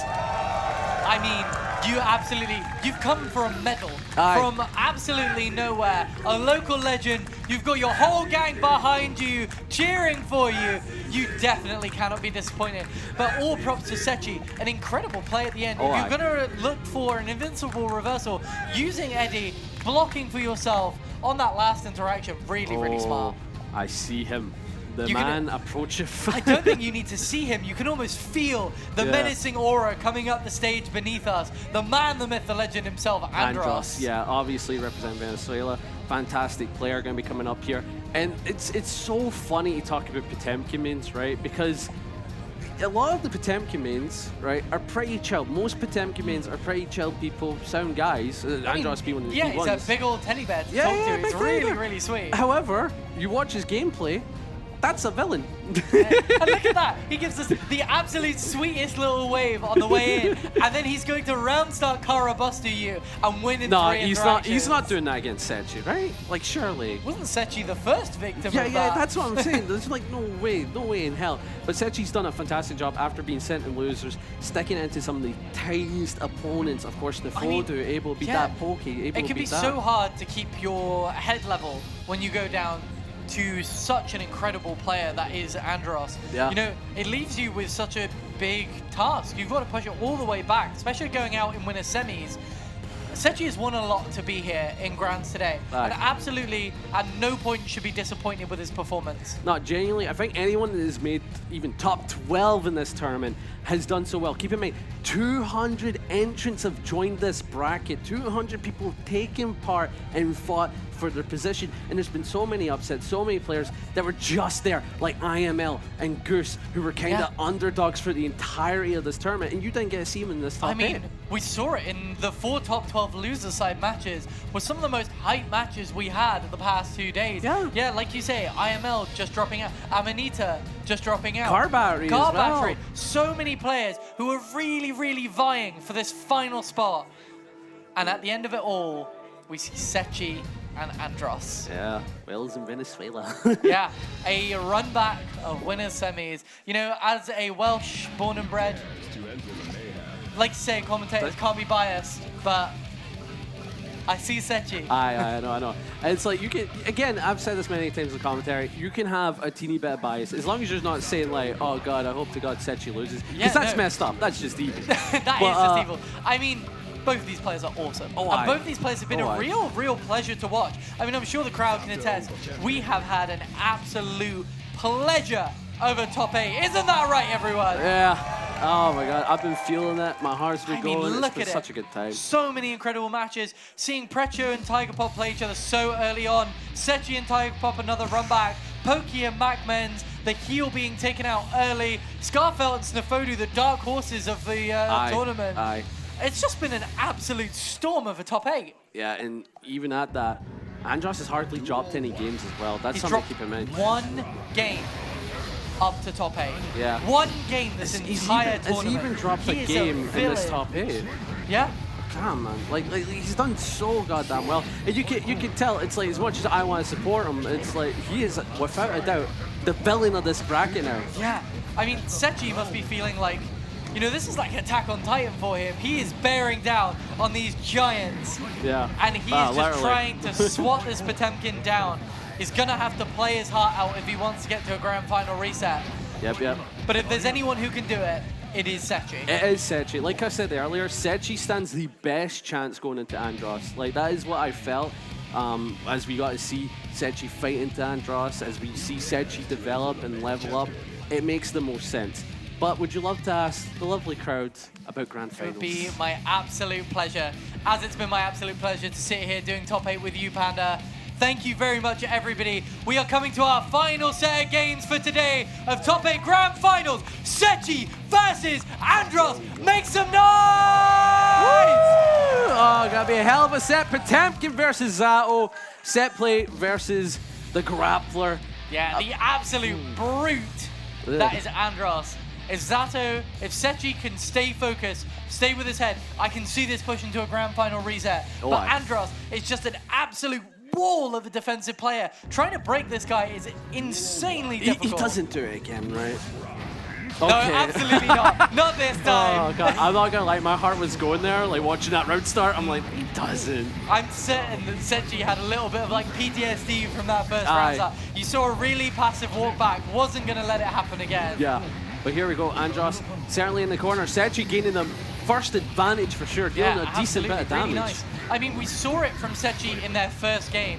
Sechi was absolutely not to be discounted, and I think the result of their first game, really nice JD to kill Eddie. Oi. There it is. Yeah, I think the result of their first game was not representative of how the game actually went. Nice. That was A charged 5D. dust. I mean, you've got the meter, you make it safe, but because it was air block, you tried to take a turn, didn't work out, and now Sechi is able to flip it about. But even if you're flipping it about again, hard knockdown on Potemkin, 2 bars of meter to work with. I mean, yeah, this is exactly what we've said before, and it is the classic grappler conundrum of you've not won the round until Potemkin is dead. Yeah. Oh, that's a close slash That's gonna be connection. huge, big burst from Sechi, spending it. Otherwise, that could have been dead. Oh, Good block. the Oh my quick gosh. RCs allowing for 2 bars of meter to be used with only like 80% meter. Yeah, I mean, really, really nice game plan from Andros. Mixing up like a Zato Oh my player. God. Great back throw into the Garuda pressure. What are we seeing? Calls out a jump. I Nice like that. patience from Sechi. Oh, It's just sort of saying to Sechi, you've got to be scared of jumping here. You really do. Into tap 5D, much optimized for the damage. 6H. Jeez Louise, I know you're 1 hit away, and that Potemkin I mean, that's is where about to see a that bar. like lack of guts from Whoa. Zato is coming into clutch there, and Potemkin 6H just absolutely churns out damage. Wow, was that a jab that reached? yeah, just that was swat 5 feet. him out the That air. was 5 feet. He's like, you're piercing what? You know, just slapping them away. It is just a best-in-class normal, Aye, that jab, aye, aye. really, isn't it? Yeah, and now Sechi's taking a break on the first game by Henry into it's like it's so sorry, So I was dirty. waiting, I just had to make sure. Every round start, it's just a little bit touch and go from the crowd here. Andros throwing these 6Hs out with little regard. And what's interesting as well is Andros, unlike the previous set, has been super reserved. I think I've only seen like 2 Potemkin Buster attempts in this entire set Well, so far. that is all part of the conditioning, isn't it? Yeah. You know, you play, again, like we said with some of the players who play each other often, this is not a game that starts at layer 1. It doesn't. This is a game that starts deep in. It starts already several layers in, and we have the conditioning on game 1. And now, it's all about whether we're going to see these sparse potbusters to take these rounds. But Sechi pulling these mix-ups out of the bag, and the snowball is starting to DRC. go. Yeah, that was Nice backdash. definitely a good BRC represent. Oh, that is not a trade you want to be taking as that. Thank God it was a counter hit. Otherwise, that was Oki for Potemkin. Oh, absolutely. Really, really nice block on the tap dust from Andros. This is what I mean, an absolute defensive wall. Oh, no. A use of slide head, a bit of a nerfed move recently. You don't see it all too often. A block on the that's RC huge! But doesn't dropped get it. the Garuda Oki. I think you doesn't can only get the kill. Oh, 1-6 feet. I think you can only get that Garuda if you're near the corner. And I think what Andros was trying to do was probably something else. I don't think he wanted Garuda there. Yeah, it may have been one of those things that you expected the counter hit, you'd already buffed it, God damn. and it was too late. And that's a Garuda. There it is! Oh my God. Bam! Huge Booty a Potemkin bar. Buster. Booty a bar. That's rough. Yeah. Huge counter hit. Look out And for then burst. And Burst locked down, so much damage. And you're putting Sechi in an awkward position where it's one normal throw away from death. And it is a Mega Fist to close it out. Still an incredible tool after all of the changes that have affected it. See, it's interesting, right? For Mega Fist is definitely a solid tool, and specifically in this matchup, it's really good. But back Mega Fist is kind of mid. It's kind of mid now. It definitely sees its usage. It has its, like, if you're fighting a Slayer, for example, it's pretty decent, but in most matchups it's not. But Sechi is facing Lossier's Andros is a tournament point. Can he take it? Crowd, do we think Sechi can bring it back? Let's make some noise for our underdog here. Let's hear it for Sechi. Yeah, they want his support, they really do, but it's not looking good for the man. Oh, absolutely. Gigantor, clever. Really nice Clever. answer. And did you see that there? The float on the eddy to pull him away from the danger that is Gigantikai. Just floating over Potemkin's optional range. Oh! Big hammerfall out. Huge close slash punish. Has a bar to work with. And there it is. That's going to be game one. Basta! For Andros. Look at him. Celebrating already. Yeah, one more round. That's what he's pointing out. One Yeah, more round one to more go. round. One more round guarantees him Arc World Tour Finals. It guarantees him our trophy. And it guarantees gold with a Pop Buster. What Pop Buster does it, by the way? That's the insane thing. Heat Knuckle. Gonna go you're for a dead! Heat Knuckle. And that is going to be it. Andros, our champion for today. Oh my God, that's my king right there. Andros! And absolutely deserved. Andros! Pop off. Andros, our king. I mean, I don't know if I can move the that fucker. Potemkin players wired up. Good It's stuff, so everybody, good lovely stuff. to see. Oh, I'm so Commiserations proud. to Sechi. The Potemkin players proud of each other. But all in all, can we make some noise for our second place, Sechi? Woo! And of course, let's congratulate our champion, Andros! An absolutely astounding player, a wall of a player, just an absolute titan. It's so difficult to even try and think of taking games from him. That's my king. That is my king. But Sechi did such a fantastic job. However, in those final moments, you could definitely tell the stress is getting to you, because after landing that Pop Buster, you end up realizing you're in the corner. He's been calling out fuzzies. That's essentially a 50-50 for the game. Absolutely. And Andros went strike. And I mean, the thing with Potemkin is the 50-50 is so difficult to represent when you're in that position, because you lose 50% from the Pop Buster, or you lose 50% from the strike. It is a lose-lose situation. You know, there's no way that you can sit there in the corner and think, it's a coin toss. Oh, yeah. And obviously, you guys have been a lovely crowd so far. I hope you guys have been enjoying the day. We do have more, obviously, games coming up. I think we've got Street Fighter and then Tekken. Yeah, it's going to be a hell of a top There's a couple of thank yous I want to say before we head towards our award ceremony, which is, first and foremost, a massive thank you to the crowd who have showed up. You guys have brought energy, so can we hear it for the crowd? Woo! You deserve it. Absolute round of applause.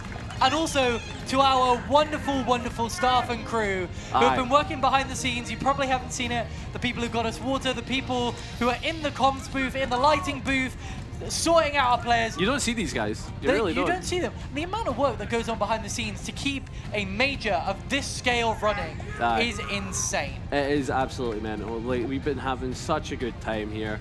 Top 8s have been great, top 48s have been great, top 96 has been great, pools have been great for Guilty Gear Strive, and it's only going to get better for the rest of the tournaments for sure, and I hope you guys do stick around for all that. But there's more community events, so if you're watching this in stream and you're not in the auditorium for some reason, there's more stuff to be getting your hands on for sure. Absolutely. And if you happen to be in the auditorium, stick around. We're going to have a small awards. We're going to have an award ceremony for these players that have absolutely played their hearts out. And also, directly after that, we're going to have Street Fighter 6 Top 8 coming up. Something I'm particularly excited There are about. 3 Jamies in top 8, by the way. Wow. That is insane. There's 2 Hondas. Yeah. Wow. Like, what the?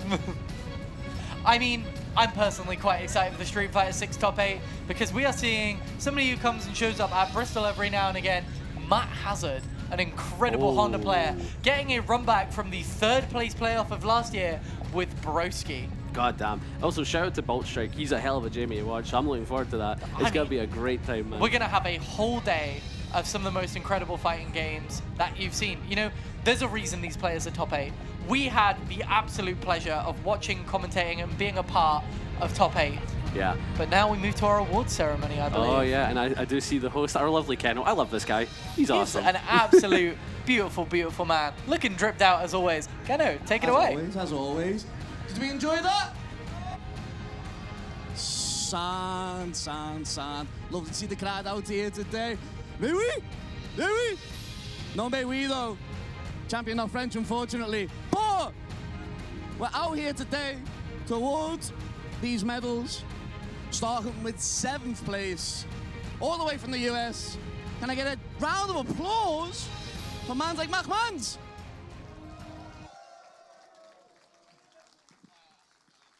How we doing, man?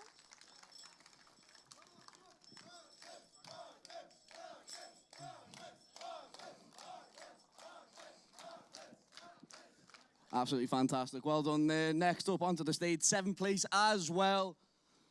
Precho!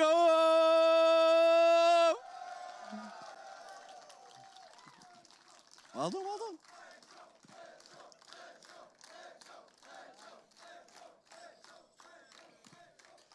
Moving on to 5th place. A classic at VSFighting. Tiger Pop! With the jackal? Ooh!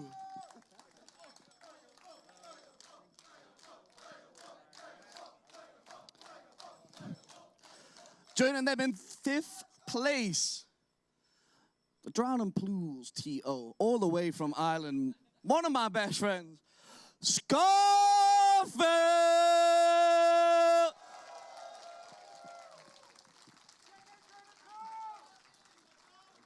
Well done.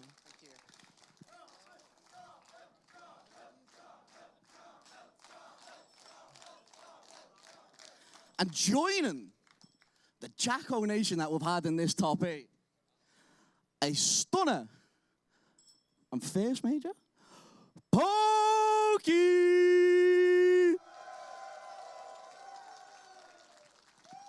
Another Jacko? Probably one.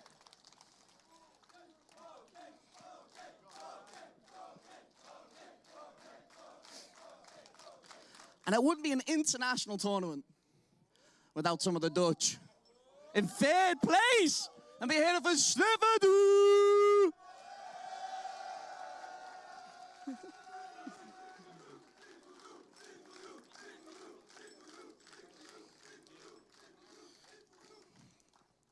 And at this point, the ghost of VSFighting here every year to gatekeep, and that's what I love.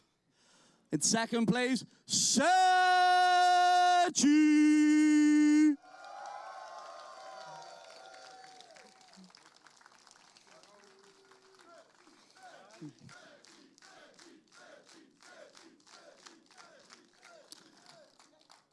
And following from the win at mix-up, 100 points, now an automatic qualification into New York. The Spanish pot, let me hear it. Adros!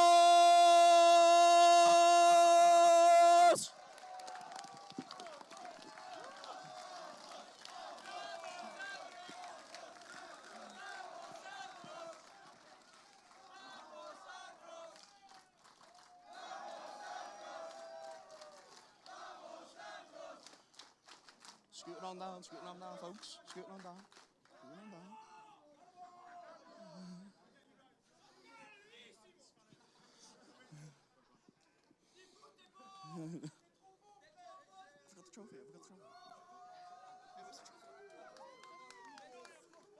He's got it. That's why we go fishing round here. I'll see. You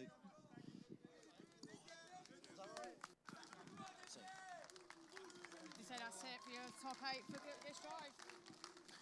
And that is it for your Guilty Gear Top 8 Platinum event on the Arc System World Tour. I hope you've enjoyed it.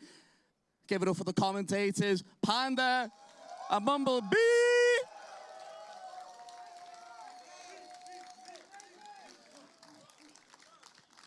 My name is Keno. Make sure you're sticking around the auditorium for Street Fighter 6. This is the end of the stream. We'll see you in a bit.